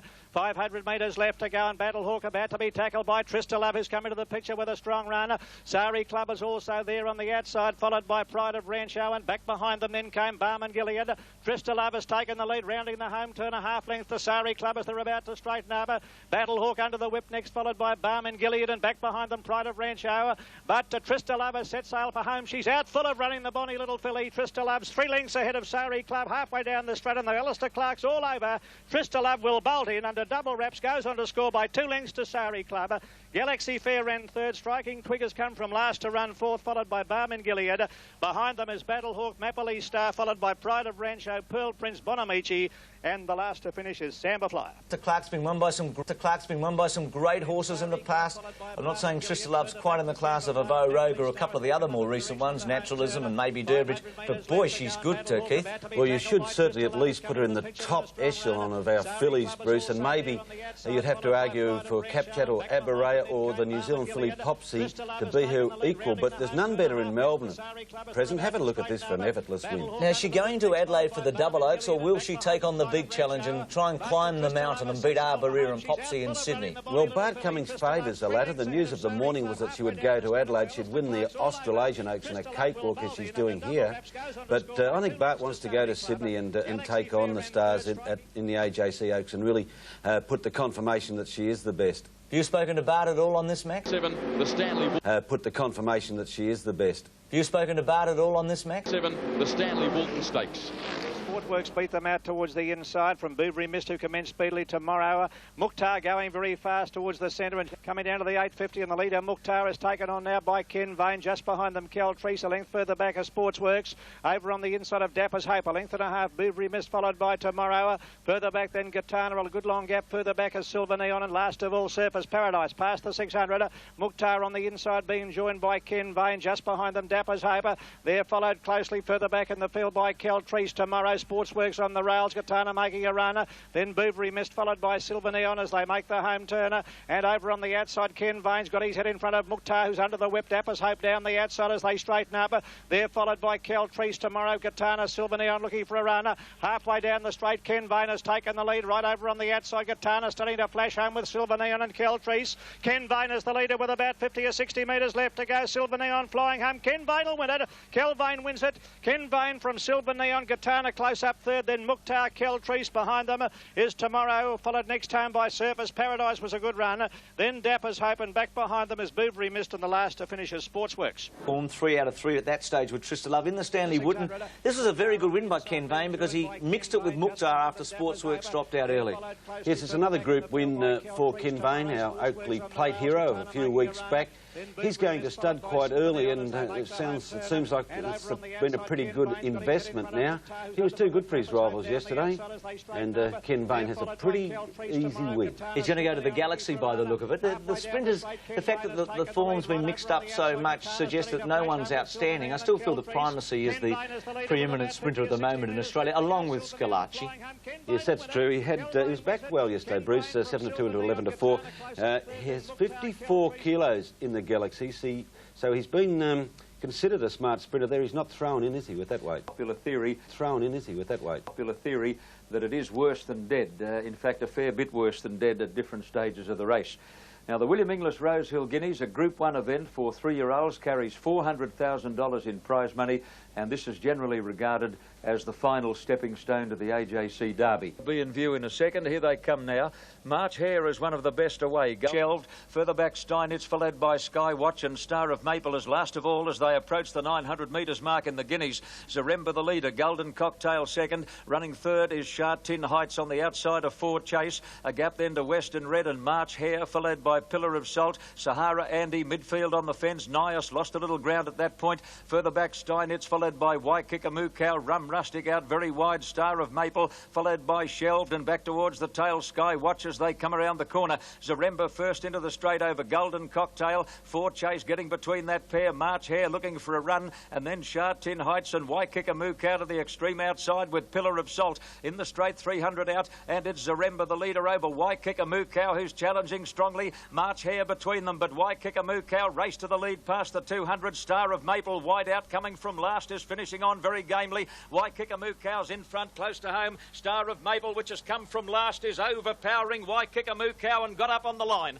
Star of Maple at a long price beats Waikikamu Cow with March Hare third, followed by Shelve, Pillar of Salt, Sahara Andy, and then Zaremba, Rose Reward, Skywatch, Ford Chase, followed by Rum Rustic, Steinitz, and well back Sharp Tin Heights, Golden Cocktail, Western Red, and Nias is... Maple coming from well back, a plan that Shane Dye and David Hayes had worked out early in the morning to ride the horse back from a bad barrier. Yes, but they only told, well, Dye only told the chief steward, John Schreck, as he was going out onto the track. Schreck endeavoured to tell the punters, but the public announcement was made about 2 minutes before they went into the barrier. But here he is, Mick Dittman, looks home and hosed, but down the outside, in the better ground, Star of Maple, Shane Dye, and certainly I've got my doubts about this Rosehill Guineas form, the merit of it. I know the much-discussed Mahogany comes up here, but by gee, he's a better 3-year-old than the Rosehill Guineas participants yesterday, Star of Maple, Waikikamu Cow. Whether he's a better stayer or not, well, some might argue, I might argue, but by gee, I think he's got a lot of class. By gee, I think he's got a lot of class on them. I think Arborea might be pretty hard to beat. Most of the winners seem to be coming wide.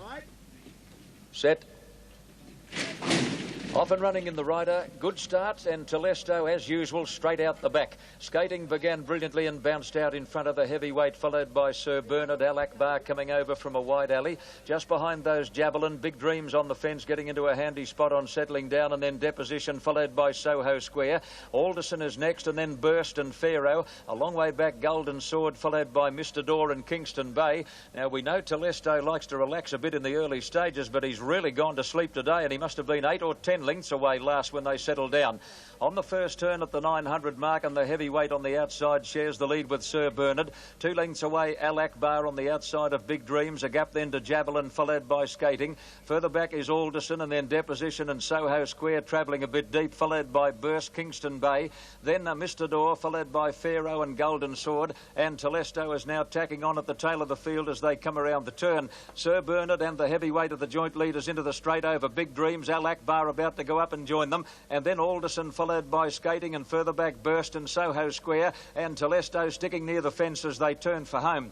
Into the straight, and Al Akbar is coming at Sir Bernard. Big Dreams between them, followed by Burst and Skating, and Telesto is now looking for a split between horses. At the 150 mark, Big Dreams and Al Akbar are fighting it out. Telesto is still there. Down the outside is Golden Sword now. It's Telesto grabbing the lead in the shadows of the post from Golden Sword, and Telesto gives Di the big double over Golden Sword. Big Dreams in a photo for third with Pharaoh and Al Akbar, followed by Soho Square, Mr. Door, Deposition, and then Kingston Bay, Burst, Alderson, Sir Bernard, Skating and Javelin, and the heavyweight is last of all. I think it's Bar about to go up and join them, and then Alderson, followed by Skating, and further back Burst and Soho Square, and Telesto sticking near the fence as they turn for home.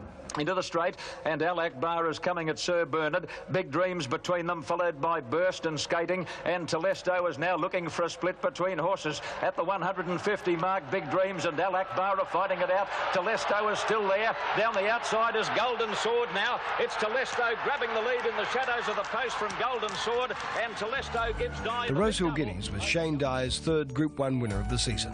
I think it's Telesto coming from tailed off to win, and Keith Hillier is an exciting horse. He's doing something for racing at the moment. Yes, he is, and Shane Dye labelled Telesto a better racehorse than Superimpose. How quick we forget. But I suppose there's some merit to that claim, and the way he's racing is not unlike Super with those barnstorming finishes, Bruce. And Max, your favourite jockey, did pretty well, didn't he, yesterday? Just the 2 Group 1 wins for Shane Dye.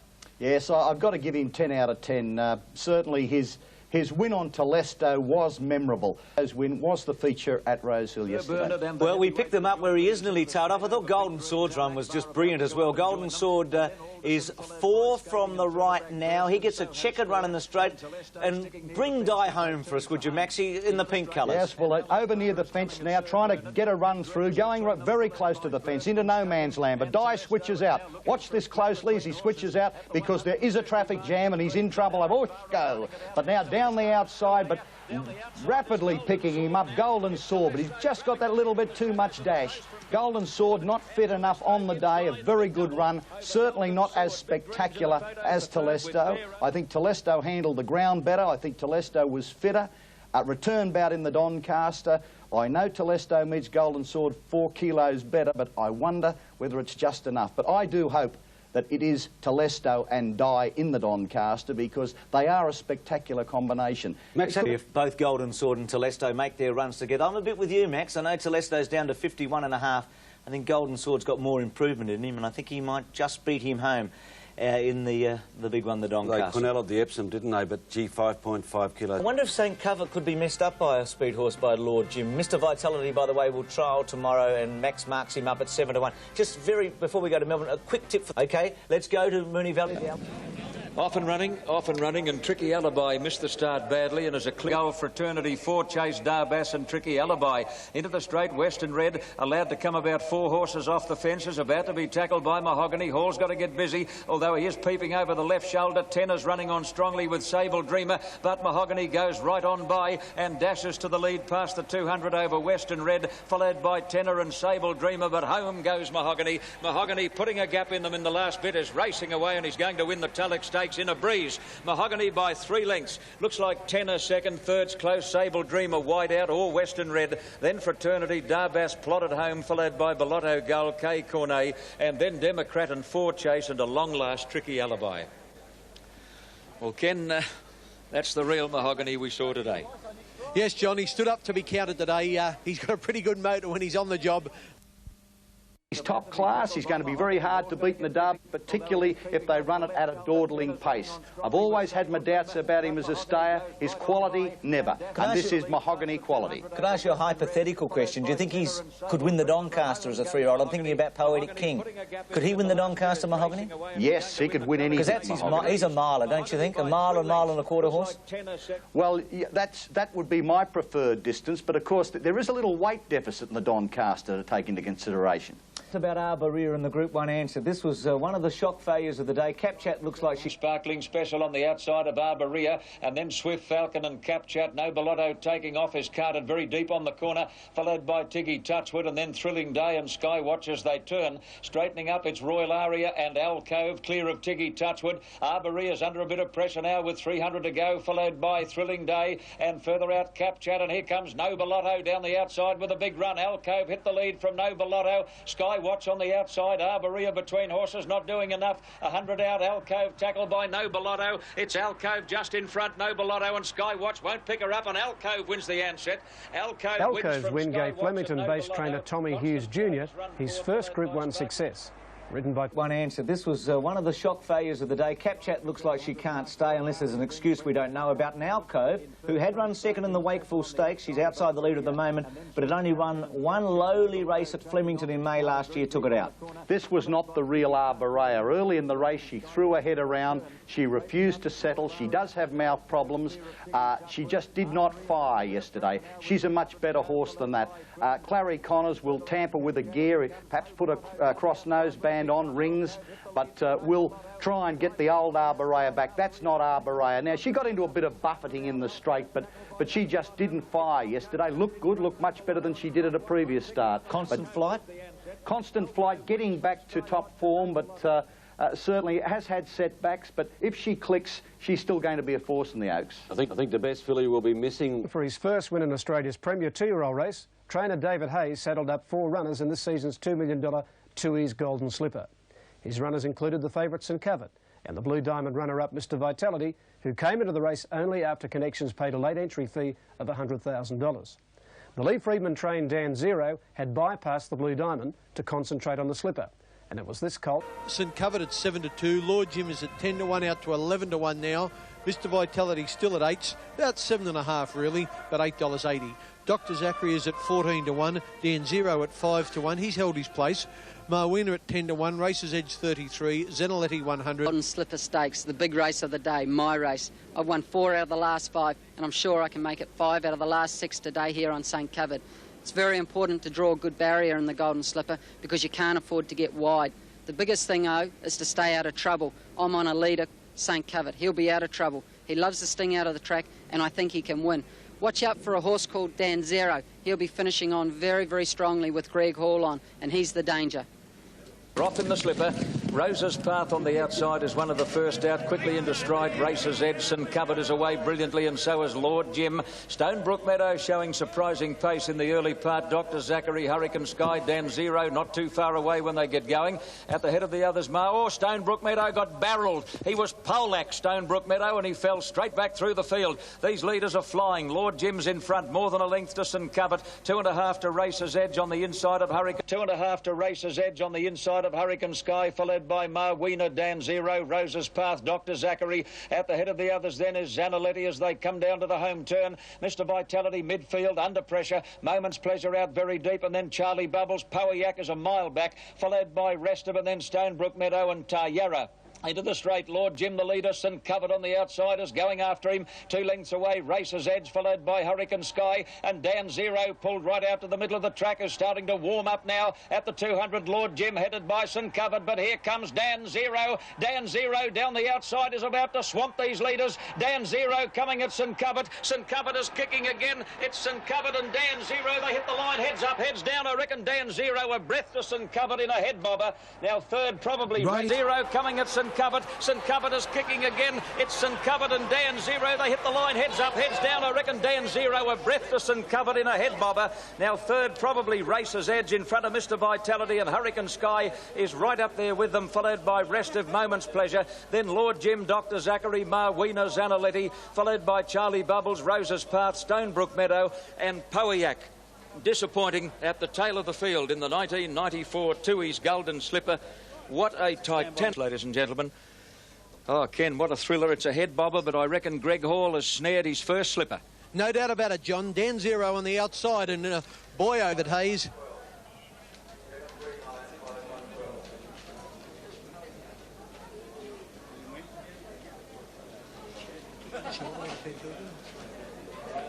Combination, you and Greg Hall. We're invincible. When we're right, we're invincible. I mean, he just rode an inspired race there and just lifted the horse over the line the last bit. Fantastic effort. It was just fantastic. The strength of Greg over those last few metres, I mean, it counts, doesn't it? It was telling. It was very telling. You know, he virtually lifted the horse over the line, I think, the last bit. Okay, well, congratulations on the second Golden Slipper in a row. Thank you very much. That point. But you watch the severe interference he gets. Up goes King. Hurricane Sky scrambles, has to be checked, and that certainly cost him third placing and probably cost him any chance in the race. Now, the thing is, if both these protests are upheld, Hurricane Sky doesn't get the race. The third horse gets the race, race's edge. If the protest, second against first. And if we'd have seen just near the end of that replay, Greg Hall actually hits St Covert with his whip. And Shane Dye, we're going to watch this again, winner. Now remember... As it turned out. Oh, was it ever, Bruce? The $2 million demolition derby, the little ass of racing. It was sensational yesterday, one of the most exciting that I've seen. And in the end, two top jockeys are out now, Damien Oliver and Stephen King, and a third, Shane Dye, for an unrelated incident. And they're the three riders of the three favourites in the Doncaster next week. So I'll be interested in Mac's views on that, Bruce. To us today, would you like to talk about it as we watch all this interference in the straight? Yes, I'd just like to preface that by saying the Golden Slipper was a bloody disgrace. It was riddled with interference. It's a slur on racing. They've got to clean it up. Somebody's going to get hurt. How do they clean it up? As John Trek said during the week, I'm not going to bother to tell the jockeys that about interference. I'd be wasting my time. Didn't he say to them, go out and put it on a good show? Well, that they did, but it was a show more befitting, let's say, out of Mongolia. Interference early. Though, Max. I mean, their racing probably is quite clean. But tell us about this anyway. Well, here we are. You can see Greg Hall on the outside and Shane Dye. Now, Shane Dye and Hall are involved in a bumping duel. Hurricane Sky. Oh, have a look at this. Shane Dye nearly came off after the winning post. Certainly, had Hall not won the Golden Slipper yesterday, he would have protested and got it that way. I agree with Keith in the fact that it was one of his finest rides. He was cramped. Shane gave his all. It was a pair of brilliant rides. But Stakes is the only big event trainer. Friedman was looking for the big feature race double when he saddled up the favourite Durbridge in the BMW. However, it was the Kiwi mare Miltac who produced her best form to win the $1 million weight for age event. 500 metres out, Zaremba joined and headed by Durbridge. Durbridge took a narrow lead, straightening up over Zaremba. Fraz in third place under pressure, followed by It's All in Fun, and Station Hand is now under the whip. And down the outside, Miltac and Air Seattle as they come to the 200. It's All in Fun has dashed through between horses to grab the lead. It's All in Fun has raced clear of Durbridge, followed by Station Hand and Miltac coming down the middle of the track. It's All in Fun as well clear with 100 to go. Miltac's the danger. This bonny New Zealand mare, Miltac from the O'Sullivan stable. She's too good. Miltac wins the BMW. Since this race was changed to weight for age conditions in 1978, only two mares have won the BMW. Coincidentally, the previous mare, My Blue Denim, was also trained by Dave O'Sullivan. W. Miltac, the good New Zealand staying mare, scoring at 13-2. David Miltac winning, the mare that's named after two New Zealand parish churches and who has a syndicate manager called Colin Devine, believe it or not. And she can really run, can't she, Max? Yes, she can really stay. That's the key to Miltac. I just wonder about Durbridge over the mile and a half. Non-stayer, Max, I reckon. No, I would say that you're right there, but there is just something about this Miltac. Certainly a lot of quality towards the end of her races, and she's going to be very, very hard to beat in the Sydney Cup. Any other staying race that she's in too. She looks over the line in the Cup. She should run about 6-4 if it's a dry track now. Yeah, I don't know whether I think you'll do a little bit better than that, Bruce. 6-4. She'll have a bit of opposition, but nevertheless, she's the one to beat. The 16th Group 1 win for trainer Dave O'Sullivan. He loves this day at Rose Hill, doesn't he? Yes, I think a lot of people love the day. I don't think Lee Friedman would be knocking it. But I was going to say, Colin David Hayes might be after yesterday. 2, 3 and 4 in the Golden Slipper, and Darks are second in that race. Yes, I think the prize money was very, very trifling. It sure is, and Keith, in the last Poetic King, he's now won 7 out of 8. He's gone up 2 notches, I reckon, in one race. I know he won the Moomba Plate like a good horse. He won this like a superstar. He's a very good horse. This is part of the Flemington Travelling Roadshow. 5 winners at Rosehill yesterday. Flemington trained, and this one of the most impressive, and I think he might be back in the winner's stall next Saturday in the Doncaster. He's lightly weighted. Have a look at the ease of this win. That's a pretty smart horse chasing him too, never undercharged. Now, you're a big man for sectionals, Max. The sectionals here were pretty impressive. Brilliant, but we must take into consideration he had a trot and canter to the turn. It was a sit and sprint home. This is a very good racehorse, but certainly he won't be doing it as easy in the Doncaster. He's going to be a worthy contender, but just a little bit of difference there when you get the Telestos and the Golden Swords. I don't underrate Never Undercharge, but in a different tempo, I think Never Undercharge will be very competitive. But there's no doubt about it, that last winner has got plenty of potential. Mac Name could run the last 633.9 as Poetic King did, then he'll win the Doncaster Bridge.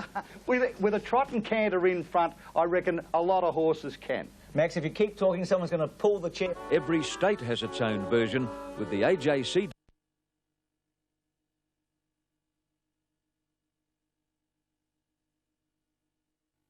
Royal Randwick. One of the feature races on the opening day at the Carnival is the Derby, which from this season onwards will be known as the Australian Derby. Champion 3-year-old Mahogany started a warm favourite in this $1 million classic. I hope Mahogany does likewise today, selfishly, because I've got my cash on him. He looks very healthy for him, and as I speak, he's firmed on the tote even more, from 5 to 4 into 10 to 9. He's actually showing $2.10 for a win for $1 investment. He might even come down to even money yet. Clerk of the course, and over there with the other clerk of the course in the green and white stripes on screen now, the favourite, Mahogany. There's K-K, one of the roughies. Won't be up front early. It's Rum Rustic crossing to lead Mahogany, followed by Star of Maple. Now Zaremba pushing between horses. Fraternity on the fence in a good spot. Midfield when they settle down, Arborea, who's climbing and reefing all over the place. Tahara Andy, and they're the joint tail enders as they come to the top turn at the 1,000 mark, and Moses is off on Zaremba. He's trying to pinch a break on them, opened up a lead of 2.5 on Rum Rustic, whose rider won't let him get too far away. They got away from Mahogany there. He's about 4 lengths behind Rum Rustic going over the crossing, and then Star of Maple about 2 to Fraternity, followed by Western Red, Arborea, well back Shelved, and Waikikamu Cow, then Sable Dreamer, followed by K Cornet, Popsy out 3 and 4 deep as Flat Chat and Sahara Andy last as they come to the turn. Zaremba's got a very big break on the corner. Zaremba led by 3 to Mahogany, who's getting to him rapidly now. Rum Rustic dropping out of it, followed by Fraternity, and then Star of Maple, Arborea, Sable Dreamer, and Waikikamu Cow is taken to the extreme outside as they come over the rise. Greg Hall looks extra confident on Mahogany. Zaremba's in front as they top the hill. Mahogany is gobbling him up very quickly with Waikikamu Cow and Arborea down the outside, but Mahogany swept to the lead, 100 out. He's got them struggling. Waikikamu Cow in second place, can't do any better, and then Arborea and Fraternity, but Mahogany flat to the board, just holding Waikikamu Cow, and it's the two-state Derby double to Mahogany. Waikikamu Cow second. Given a perfect ride. Arborea and Fraternity, but Mahogany flat to the board, just holding Waikikamu Cow, and it's the two-state Derby double to Mahogany. Waikikamu Cow second, Fraternity third. Arborea ran a big race, followed by Sable Dreamer, and then Popsy, K Cornet, Zaremba, Star of Maple, well back Shelved, and then Western Red, Sahara Andy, and Rum Rustic is last in the Tui's Australian Derby. Mahogany ridden with great confidence by Greg Hall, who took a defiant look back at the opposition coming over the rise. He knew he had Zaremba well and truly covered, and he thought, I'll just make sure there's nothing travelling too quickly behind me. He took a disdainful peep over his left shoulder before popping the question, and Mahogany drew clear. Waikikamu Cow got to second, but Mahogany too classy, Ken. Yes, John, far too classy. Beautifully ridden, as you say, by... Tap set on the air. You had a good peak around at about the 300 metres. You must have been very confident, were you? I was, Shane, yeah. I had a lovely run, and my only concern was carting him into the race, you know. That's what annoyed me, because as you know, you like something to cart you into it, but he was facing the breeze all the way, you know.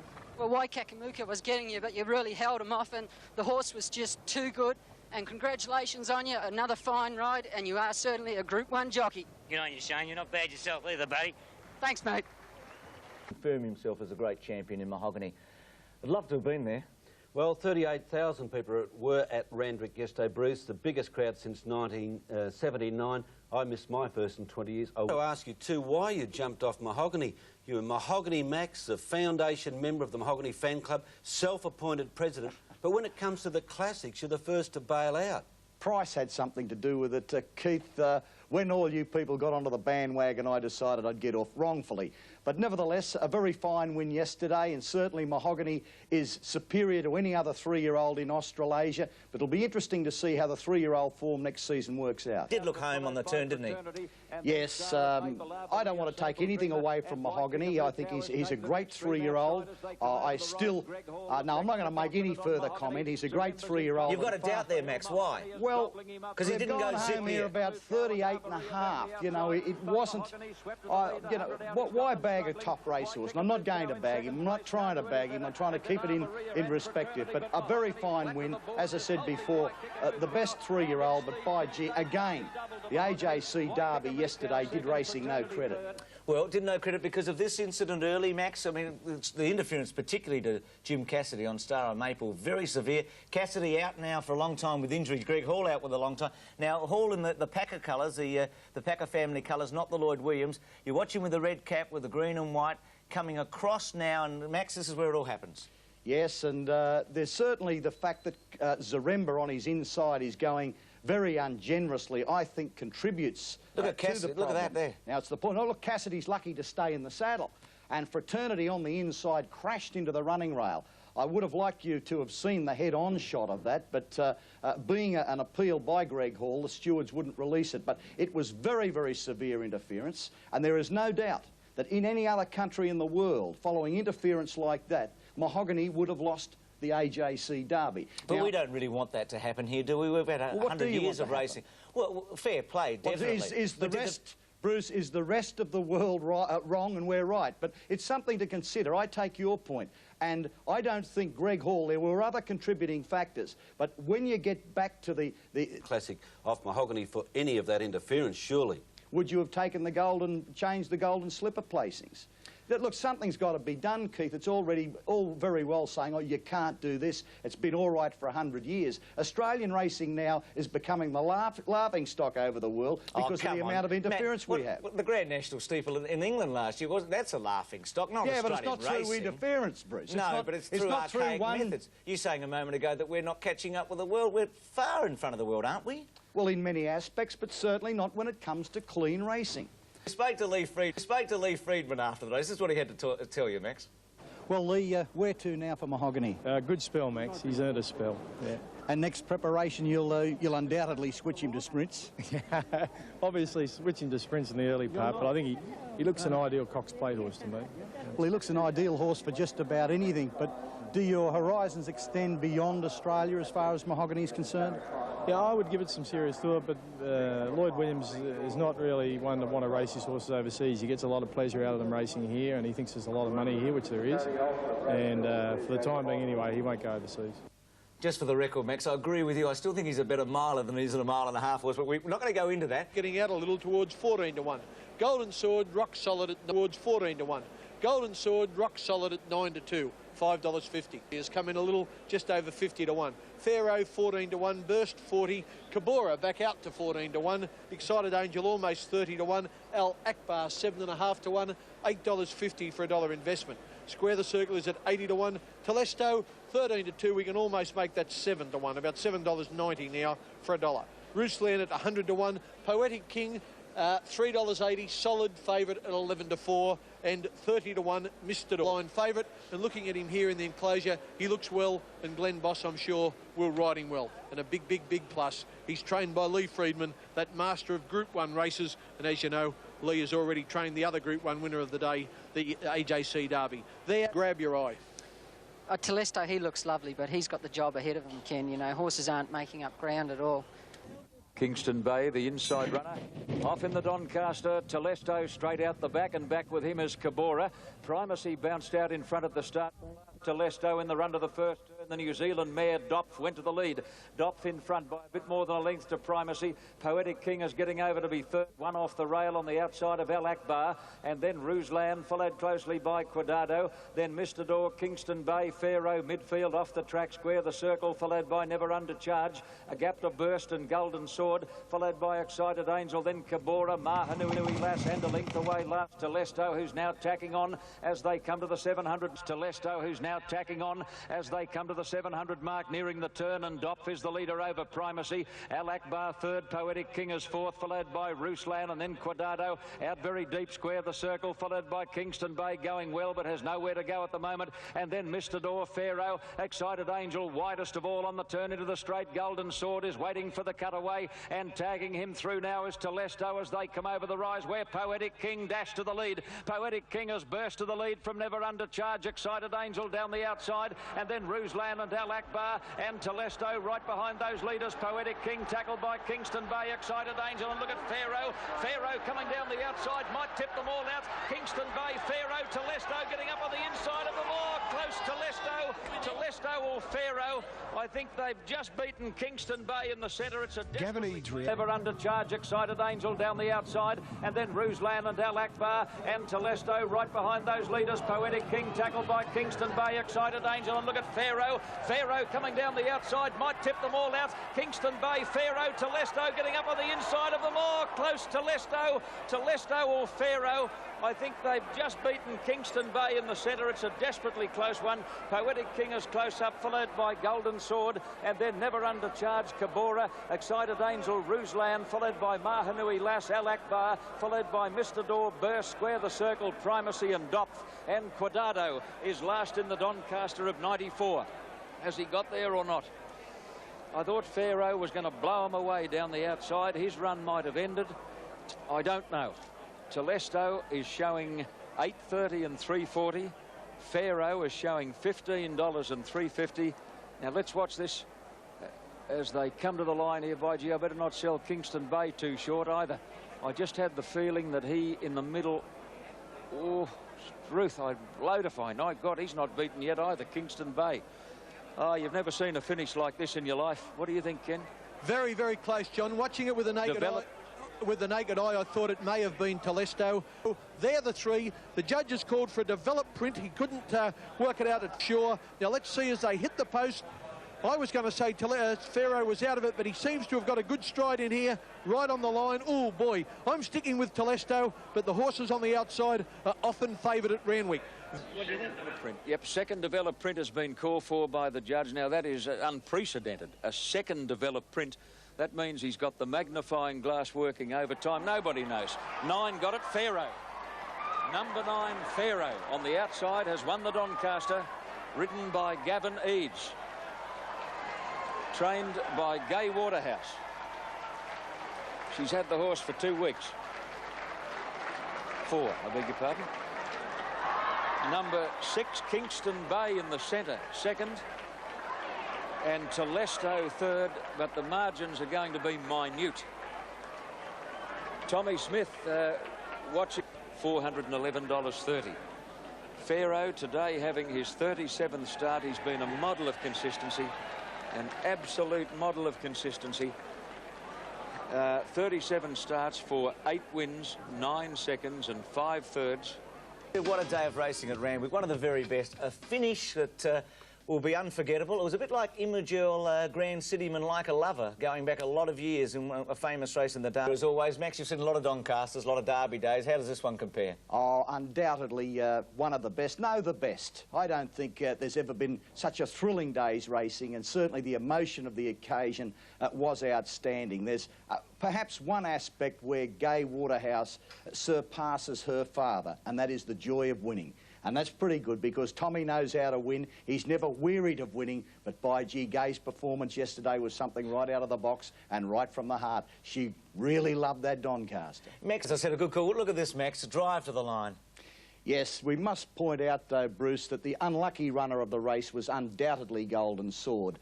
The Doncaster is one of those sort of races you probably win it 10 times, you get different results, but I would say 6 out of the 10 times Golden Sword would have won. Struck more trouble than any other runner and a mighty racehorse. Yes, he was turned side on, wasn't he, at a very critical time in the race. I think we learned from the result too, Max and Bruce, that the favourite Poetic King, you really need 2,000-metre experience for this race to Doncaster. Pharaoh had won twice at that distance, and Poetic King yesterday tackling 1,600 for the first time. It's a pressure race. Yeah, well, he was beaten by his immaturity, but it was a very good run. He was 3 wide all the way out facing the breeze. He hit the front, he went early. No, I think Poetic King ran a very good race. Certainly, I can't argue with your submission that he might have been a little bit new for the 1,600 metres, but with a better run, he might have just about got home too. But there again, there's so many ifs and buts with the Doncaster. Max, as we're going back to the Doncaster, you spoke to Gai Waterhouse after. Here she... A forward position, but he couldn't be there. Have you noticed he drifted back in the field? And I'm sure at the owners at one stage must have thought, oh heavens, you know, we've got no chance at all. But he is such an honest horse and he's so tenacious. It's just a wonderful win. Oh, it's just so exciting.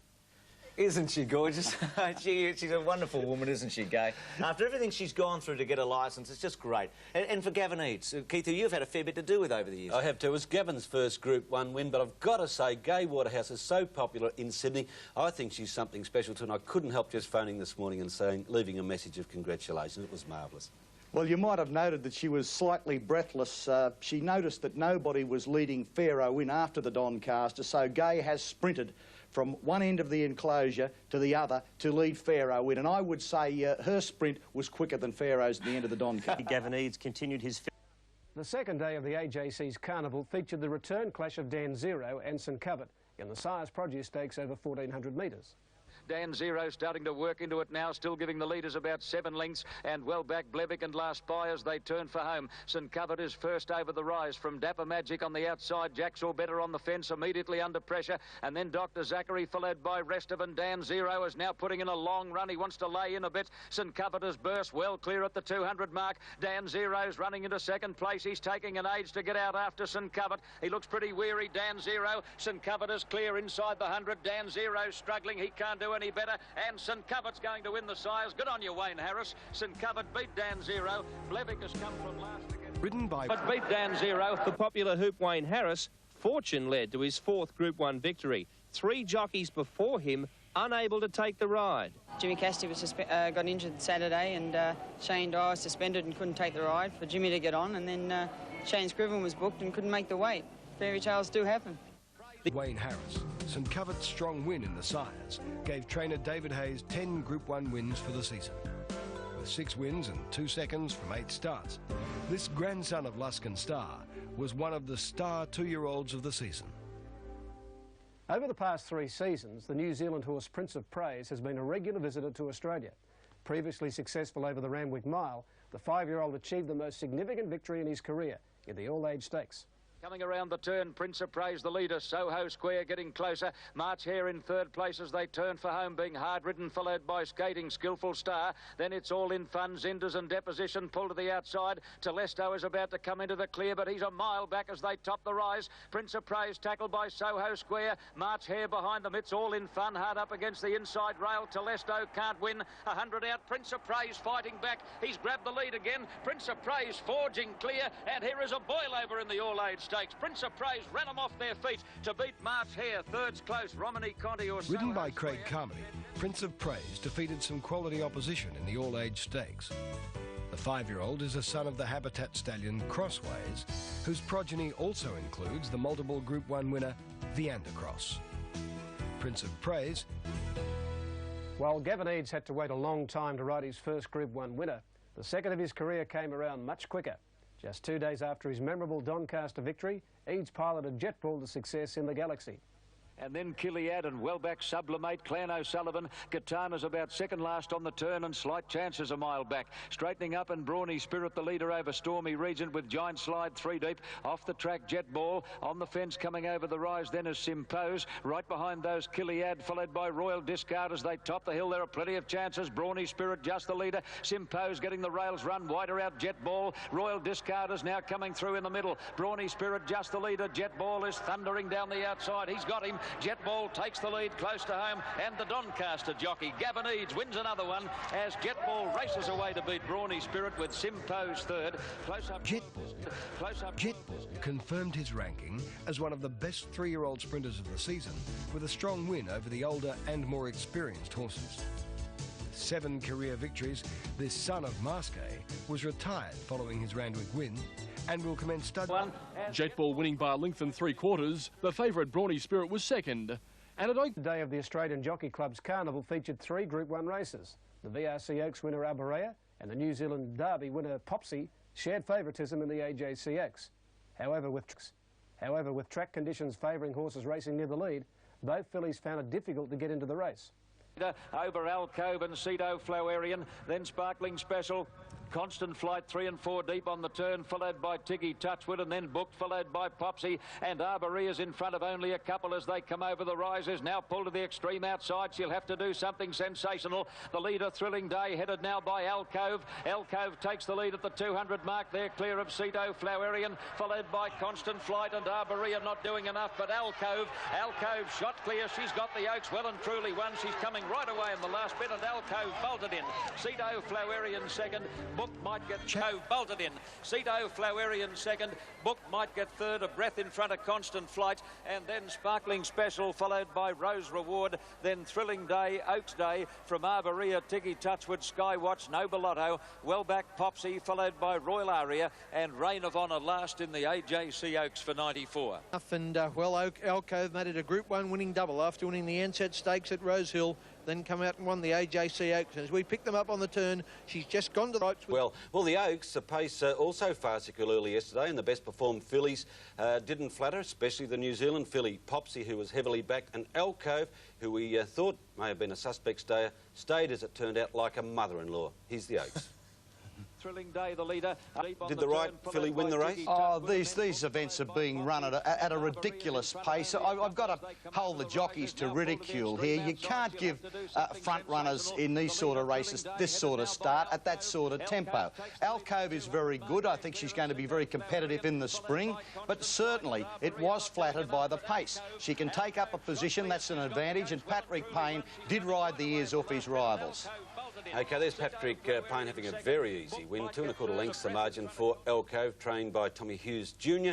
and Max. Filly around, Max? Now, Romney Conti in the number 1 gate stands up well, and they pull a bit now.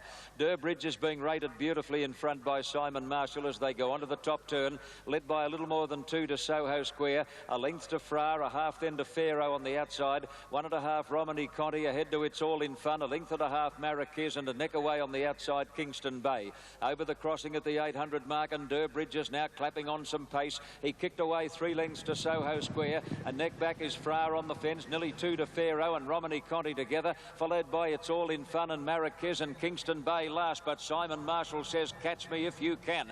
Durbridge about 4 in front, make that 5 now. Durbridge is well clear on the turn over Soho Square, followed by Fra and then Pharaoh, and further back Romney Conti. Kingston Bay is last as they turn for home, but Durbridge is a mile in front coming over the rise, led by 4 lengths to Soho Square, Pharaoh running on, and then Romney Conti, and It's All in Fun. Durbridge is drifting out past the centre of the track, but he's well clear. Romney Conti close to the insiders, running home gamely. Durbridge with a bee in his bonnet is getting right off the track, but he's holding them all at bay, Durbridge.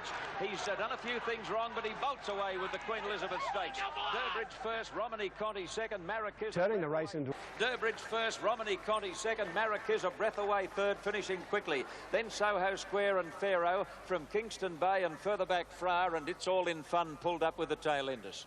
But in 360. He's better in Melbourne, Ken, isn't he?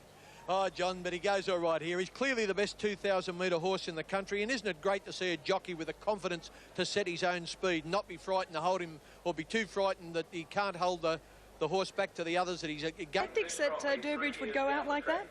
Yeah, we did it last year with when Viandacross beat him, and we just really employed the same tactics. And today, you know, he just had them off the bit before the corner and just outstayed them. Now, this front-running ride by Simon Marshall dictated, controlled the race all the way. He was never in doubt, Max. This is Durbridge back to his best. No, he's the best mile and a quarter horse in Australia, and what makes him that way, well, certainly underweight for age conditions, is that he's got pace. He can get to the front, he can race on the lead, and he can zip. But again, he was allowed to dictate his own terms. It was laid on for him here.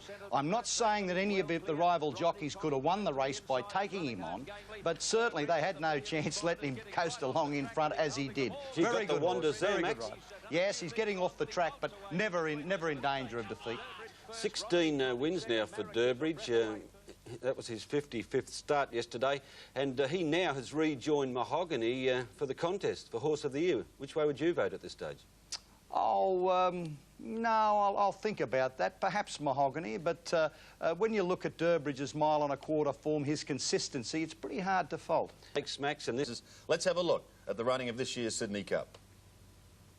O'Hara fifth on the outside, a little more than a length to Harmonious. Azam on the fence, followed by Dark Czar. Then Miltac, followed by Colour Me Happy on the fence. Palais de Louvre. Here that Bell is second last, and Grass Valley on the inside is last, and they're packing up pretty tightly. Going over the crossing at the 800 mark, it's Gull Sovereign, the leader. 3/4 to Cross Swords. 2 lengths away, our Pompeii, and then O'Hara, followed by Dark Czar, Paris Fire. Further back, Harmonious, Azam on the fence as they come to the 600 mark. At the head of the others then came Miltac, nearing the turn, followed by Palais de Louvre, and here that Bell, and 2 lengths away last is Grass Valley as they come around the corner.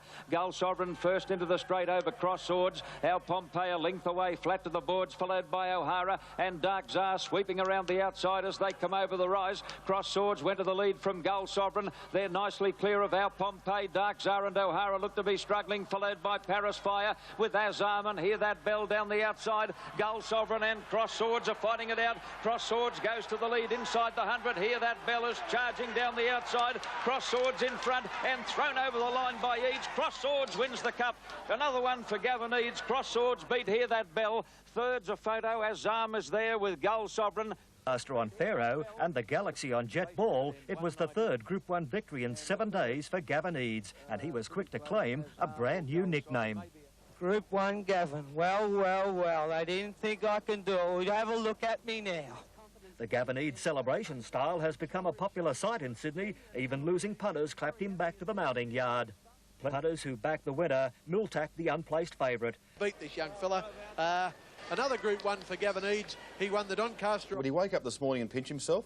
Well, he's entitled to Sandy. What a week for Gavin Eads. 3 Group 1 wins in 8 days. He won the Doncaster, the Galaxy, and yesterday the Sydney Cup. They're all at double-figure odds. He's a flamboyant jockey. He Irish jigged to the weigh-in rooms a week ago, and yesterday he put on $500 worth of booze for the punters.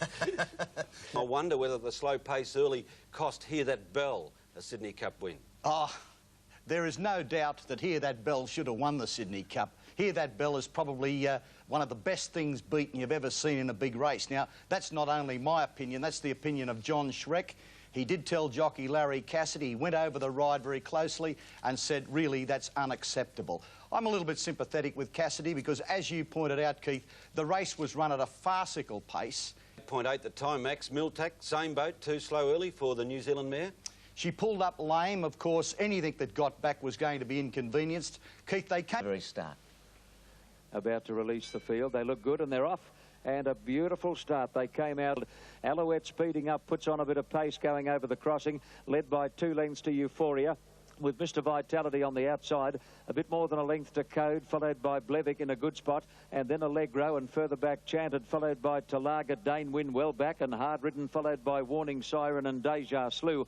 Onto the turn, 500 out. Alouette as the leader is clear of Euphoria. Mr. Vitality under pressure, getting into second place, followed by Code, and then Talaga with Blevick taken to the extreme outside as they turn for home. Straightening up, and Alouette about 4 off the fence is just the leader over Euphoria. Mr. Vitality putting in his run, and Blevick is coming right down the middle of the track. He looks the big danger. Mr. Vitality's gone, I think, at the 200. Euphoria grabbed the lead, but Blevick on the outside. Mr. Vitality still there, fighting on. Euphoria just the leader. Blevick on the outside, Mr. Vitality in the centre. Euphoria holding on. She's going too well, and Clary Connors does it again. Euphoria fell in to win. Talaga on the inside got up for second. Blevick third, just in front of... Thought he paddled a bit, Max, to be honest, Blevick. Yeah, but if Blevick had followed Euphoria, Bruce, he would have saved about 4 or 5 lengths on the turn and would have won comfortably. Racing now, the last of the Group 1 races in the Autumn Carnival in Sydney yesterday with the Champagne Stakes. Some really big upsets as we saw throughout the Carnival in some of the major races. Keith Hillier, welcome again, Keith. Thanks, Bruce. Yes, Clary Connors had 4 runners in the Champagne. He's outside of Euphoria, won at 50 to 1. He's had a bit of a grip on this race. He won it with Terse and he won it also with Burst, and second last year with LA Glen. He was too, and you were able to talk to him after the race, Max. Was good riding, it was. Because Trista loves 1994. She didn't go to your carnival, but she's gone to Adelaide yesterday, Max, for the Adelaide Guineas. She's in about 4th placing at the moment. Oh, it's hypothetical, but you just wonder whether Alcove came good, didn't she, at the right time? Arborea went off, whether Trista Love... No, hey. Now, Arborea didn't go off. Arborea was the victim of a ridiculous pace. I do think that this horse would have won the AJC Oaks. The one we're looking at the moment. Certainly, Trista Love. I think she's an outstanding filly, one that I've always been very fond of. But Arborea is a top-class competitor who didn't have conditions to suit in the Oaks. Don't good horses make their own luck? A good point, a good point.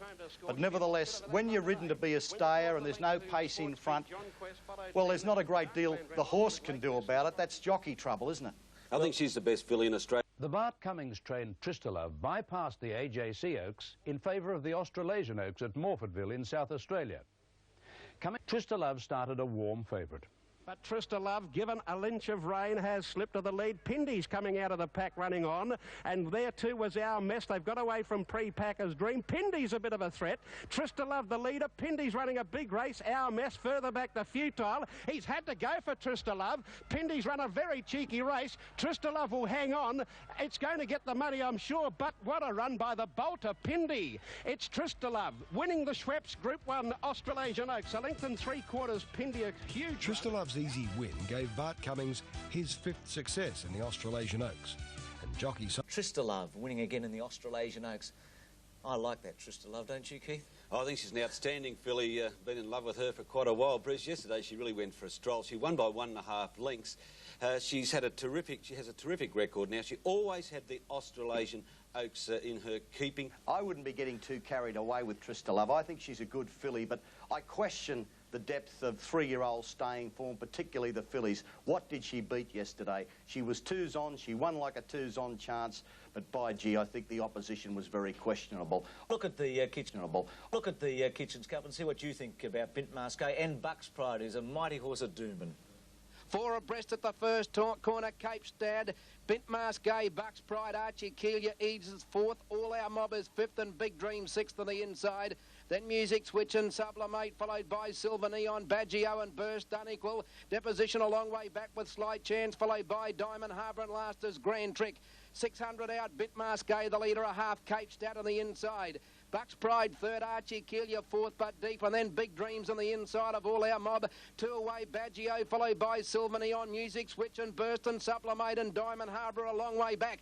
Into the straight, Bint Masquet just in front of Cape Stad. Bucks Pride on the outside and Archie Keelia, All Our Mob running home well, followed by Big Dreams. Past the 200, the filly, Bint Masquet, she fought on, she got away. A neck, Bucks Pride trying to go with her. All Our Mob finishing well. Bint Masquet and Bucks Pride, All Our Mob on the outside. Bucks Pride's got the Bint Masquet, her conditions given out, Bucks Pride.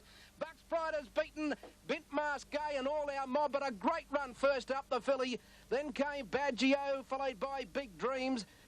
Well, 2 great horses fighting out the finish there. Bucks Pride, race fitness told in the end, but Bint Masquet's back. Max is right. If This is Bucks Pride up at Doomben. Masquet, that was Bint Masquet's best performance. Everything was against her, the condition, the seasoning of Bucks Pride, yet she fought back magnificently. I just wonder, though, how she'll come through a tough run like that. That's the query with her. If she comes through it well... The race there was the Goodwood Handicap, a huge... South Australian Derby attracted a relatively inexperienced field of 3-year-olds, including the winner Bullwinkle. Having only the 8th start of his career, Bullwinkle was well ridden by apprentice Patrick Payne.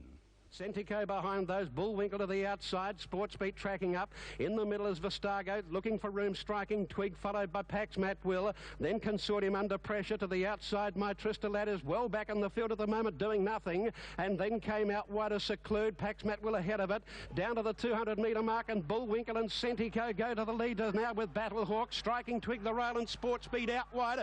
Bullwinkle, and on the inside Battlehawk, and down the outside Pax Matt Will. Here's a great go, Bullwinkle. Bullwinkle wins the Malaysia Derby, I think narrowly from Battlehawk.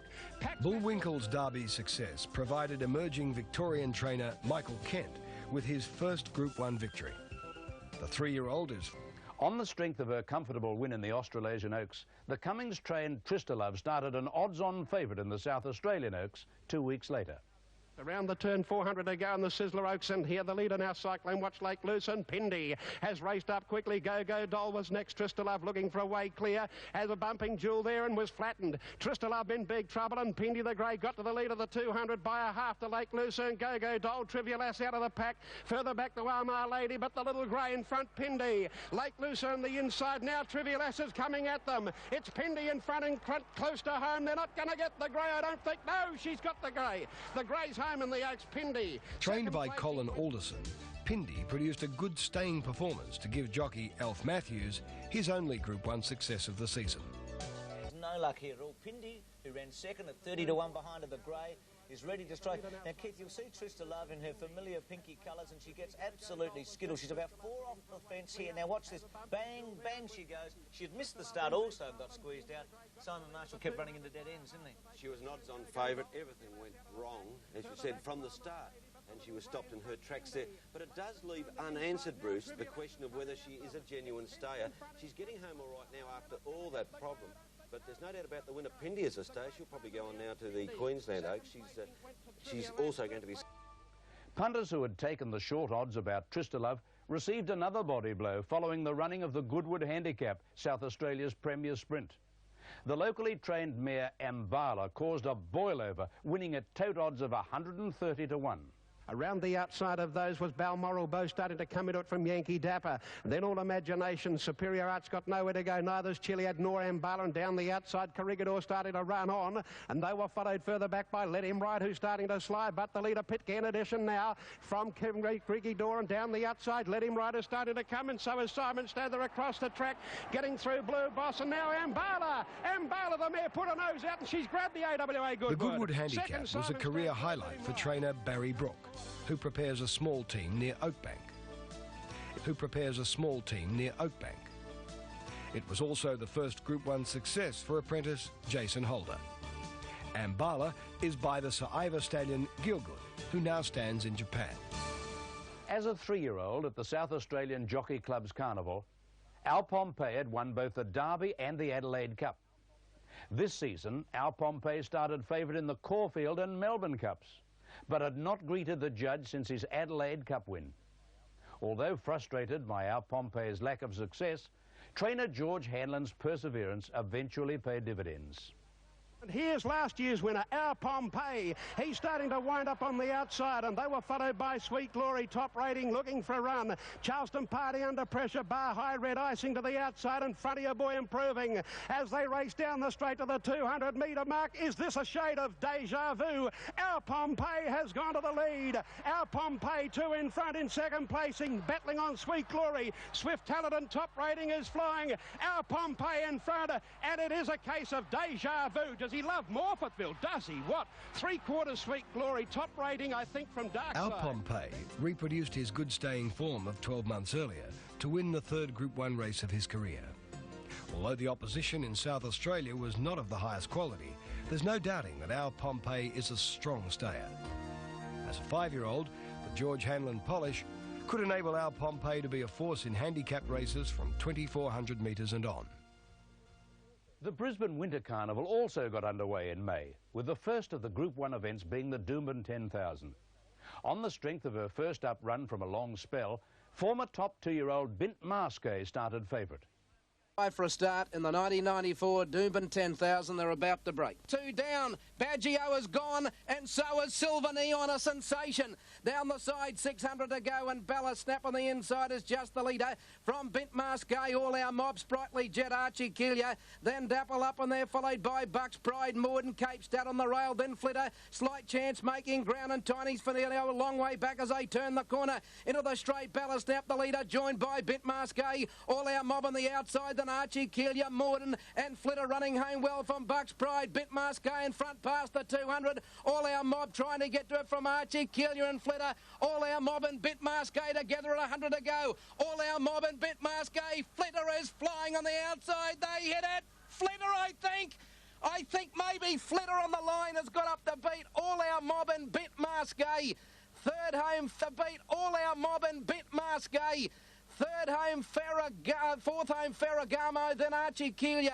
Tiny's Finito, Cape Stad, Bucks Pride, Deposition, Unequal, Big Dream, Sprightly Jet. Then came Bella Snap, Carolingian, Morden, Slight Chance, Blondin, Dapple up, and there's 2 gone. Baggio and Silver Neon. Is just in front of Bint Masqué. All Our Mob is moving up on the outside. Sprightly Jet just behind them. Morden to the outside. Bucks Pride and Cape Stad next, followed by Flitter. All Our Mob and Bint Masqué there together. Bint Masqué is just in front of All Our Mob. They look as though they're going to fight it out. Here comes Flitter up to 3rd place. All Our Mob and Bint Masqué, they're stride for stride. All Our Mob is just in front. Flitter's flying the last little bit. They hit it. Flitter! Flitter's got up to win it. Flitter has... Showing all of his renowned vigour, Jim Cassidy... Handicap. Here's the fall coming up now. The crush is coming across from the leaders from the outside. Trouble went back to Silver Neon. He hit the heels. He was the first to go. And watch Baggio. He hits the heels of another horse. They were unrelated, the 2 incidents, to one another, that is, but as a indirect result of the interference caused by Bint Masqué in the early stages of the race. Doomben 10,000. Keith Hilly, I thought, without taking anything away from Flitter, Bint Masqué's run was absolutely outstanding for a 3-year-old filly. Well, it was indeed, Bruce, from the wide barrier, but the ride was not according to the stewards because Glenn Boss, who rode Bint Masqué, has been rubbed out for 2 months, and after the race, Jim Cassidy, who won it on Flitter, warned that there would be death on the track if jockeys continued to ride as they did yesterday. With the chairman of stewards this morning, he said at least 12 horses were interfered with in the Doomben 10,000 yesterday. I don't say it cost them... Back at Doomben, but as expected, he improved out of sight on a good track in the Hollandale Cup. Durbridge in front with 200 to go. The 3-year-old Paris Lane is coming out after Durbridge. Durbridge in front, Paris Lane trying hard to pick him up. He's not going to get him. Look at Durbridge. He's home today. He's back to his best, and Durbridge beat Paris Lane. There's plenty more wins in store for Durbridge. Add more... Trainer Lee Friedman led in his 10th Group 1 winner this year in the Doomben Cup in Brisbane. Durbridge, who's racing in the best form of his career, took his prize money past $3 million as he led all the way, but had to survive a protest from stablemate Paris Lane. They come towards the home turn, 400 metres out in the Doomben Cup, and the leader, Durbridge, a neck in front. Paris Lane throwing down the gauntlet on the outside. Durbridge is shifting his ground. He's rolling out. He's joined now by Paris Lane. Durbridge and Paris Lane, they lock together. They just brush there. Marrakesh is up to 3rd, then Pure Lust. Durbridge is kicking on. He's just in front of Paris Lane. Durbridge, a neck in front. He's starting to edge away from Paris Lane again in the run to the line, and Durbridge has won the Cup. Durbridge first, Paris Lane second, Pure Lust in a photo for 3rd. And the stable Quinella there, Durbridge beating Paris Lane. The steward sorting out that Durbridge should retain the race, and he got out to 11-4. A great price, returning $2.30 and one. Chatting to Keith a moment ago, saying how the good horses seem to win the good races in Queensland year after year. Campaign King did it, Rough Habit did it, Durbridge yesterday. Yes, the spotlight was on Brisbane, Bruce, and what a day of high drama there with the chief stipendiary steward, Ray Murray, telling Simon Marshall that he would never go closer to losing a major race after the win of Durbridge. Early stage. He did. He was caught a little wide, but after we got around that first bend, I took him to the front. This is where he's such a great horse and a champion over 2,000 metres away for age. He relaxed and dropped a bit and saved himself for at least half a mile of the race, you know what I mean? And I thought that's where he won his race. Now tell me something, is it true that you sing to the horse? Yeah, in a way I do. What do you sing? I can't let that secret go, mate. Can't let it go. They might tell the next jock that rides him and they might try and sing it to him. So I'll keep hold of it. It's a competitive business, isn't it? He's won 7 out of 10 this time in Durbridge. He's gone up a notch, hasn't he? From a really good horse to a near champion. Oh, sure, Bruce. He went past $3 million yesterday. Lee Friedman became the first Australian trainer to win 10 or more Group 1 races in a season for the third successive year. And 4 wins for the day. It was a massive day all around in Brisbane yesterday. And speaking of lead, the Doom and Slipper yesterday with Drum, who was outside the leader, took the horse to Remus. He'd had 3 runs in New Zealand, all over 2100. Very strange preparation. The boom on him was enormous, Wayne, before the race, and he didn't let anyone down. Even before the race, they were talking about Caulfield and Melbourne Cups with him, and you can say that again, Bruce. He didn't let anyone down. He's got the white blaze, hasn't he, Wayne? Yes, and he picks up very quickly in the straight. He was stopped in his tracks as he headed for home there, but when he pulls to the outside in the straight, he's still about 5 lengths off them there. But just have a look at the amount of ground he covers with every stride, Doremus. Here he is coming after the leaders now, and look at him go to them in the last little bit. And so quickly did he finish. He raced away to win by 4 lengths, and his sectional time, 34.6 for the last 600 metres. Outstanding. And Larry Cassidy said to me after as he headed for home there, but when he pulls to the outside in the straight, he's still about 5 lengths off them there. But just have a look at the amount of ground he covers with every stride, Doremus. Here he is coming after the leaders now, and look at him go to them in the last little bit. And so quickly did he finish. He raced away to win by 4 lengths, and his sectional time, 34.6 for the last 600 metres. Outstanding. And Larry Cassidy said to me after the race yesterday, from that race to Derby, a minimum 5 lengths improvement. Really? Well, look, you could be excused for thinking you're in the Friedman household watching home videos. He dominated the... They made amends from a series of recent placings to win a thrilling Stradbroke handicap at Eagle Farm. Ridden by Sydney's leading jockey Kevin Moses, All Our Mob managed to hang on as several other runners flashed home. Here are the closing stages of the $500,000 race. Then Dan Jiki Ferragamo trying to get at them. All Our Mob on the outside, and here comes Simon Stad with a big run at the 200 metres mark. Loudspeaker went to the lead. Here's All Our Mob and Simon Stad rushing up on the outside. Kabora getting up on the fence. All Our Mob just in front of Loudspeaker, Sublimate and Simon Stad. All Our Mob's just in front as they hit the line. It'll win the Stradbroke. All Our Mob. Success for Kevin Moses, getting All Our... Then Dan Jiki Ferragamo trying to get at them. All Our Mob on the outside, and here comes Simon Stad with a big run at the 200 metres mark. Loudspeaker went to the lead. Here's All Our Mob and Simon Stad rushing up on the outside. Kabora getting up on the fence. All Our Mob just in front of Loudspeaker, Sublimate and Simon Stad. All Our Mob's just in front as they hit the line. It'll win the Stradbroke. All Our Mob. Success for Kevin Moses, getting All Our Mob to the line ahead of Baggio and Simon Stad. Handicap a full field, and once again creeping into racing after race criticism by one jockey against another, Wayne. Yes, there was, Keith. Larry Cassidy was critical of Mick Dittman on Cape Stad in an incident coming up towards the home turn, but Dittman was cleared of any blame by the stewards after the running of the race when they inquired into it. It was just a racing incident. Kabora on the inside was squeezed up by Cape Stad, and Kabora was very unlucky not to have won the Stradbroke handicap because that incident cost him, in the estimation of the chief steward, a length and a half. Now, you'll notice coming up towards the corner, that's Kabora just in front of the grey horse, and you can see Cassidy standing high in the irons at this stage, ripping him out of trouble there. Another unlucky runner in the Stradbroke was Baggio, the grey and the blue colours. He doesn't get clear until the final 200 metres of the race. Now, All Our Mob is slipping up to go to the lead. Simon Stad is on the outside, chasing All Our Mob. There's Kabora on the inside. Now, he is getting a clear run from the 200 metre point onwards. All Our Mob is swept to the lead. Kabora trying to get through on the inside. Loudspeaker, Sublimate still there. Simon Stad, and look at Baggio the last little bit. He flew through, but All Our Mob was able to win the Stradbroke handicap. He too's been unlucky, All Our Mob. I mean, he was flattening the Doom in 10,000. Weights were raised, Wayne, but it was a pretty fair performance with 55. Going through the records, in recent years, only Rough Habit and Campaign King have had more weight and won. Yes, it was a nice performance and a great... Cooksley, what a run he's had, Wayne, with 3 Group 1s in 8 days, riding tenner, getting a rails run in the Derby. Yes, a lot of success to Cooksley during our carnival here, but this really is the ride of the carnival and probably the ride of Cooksley's life. He gets a miracle run on the inside on tenner, and he went from about midfield to hit the lead in the space of about 50 metres. There he is, bursting through on the inside. Now, Paris Lane is into the clear on the outside. He had to cover a little bit of ground coming around the corner, but he had his chance. He had the full length of the straight to run down tenner, but tenner too strong for Paris Lane over the final stages. Tenner in front of Paris Lane trying very hard. What a poet in third place over on the inside, kicking on, and Nobilotto's run was very good, but tenner, a great ride by Cooksley to win the Derby. Broke a 22-year drought for the owners, the Ingham brothers, for a classic win, Wayne.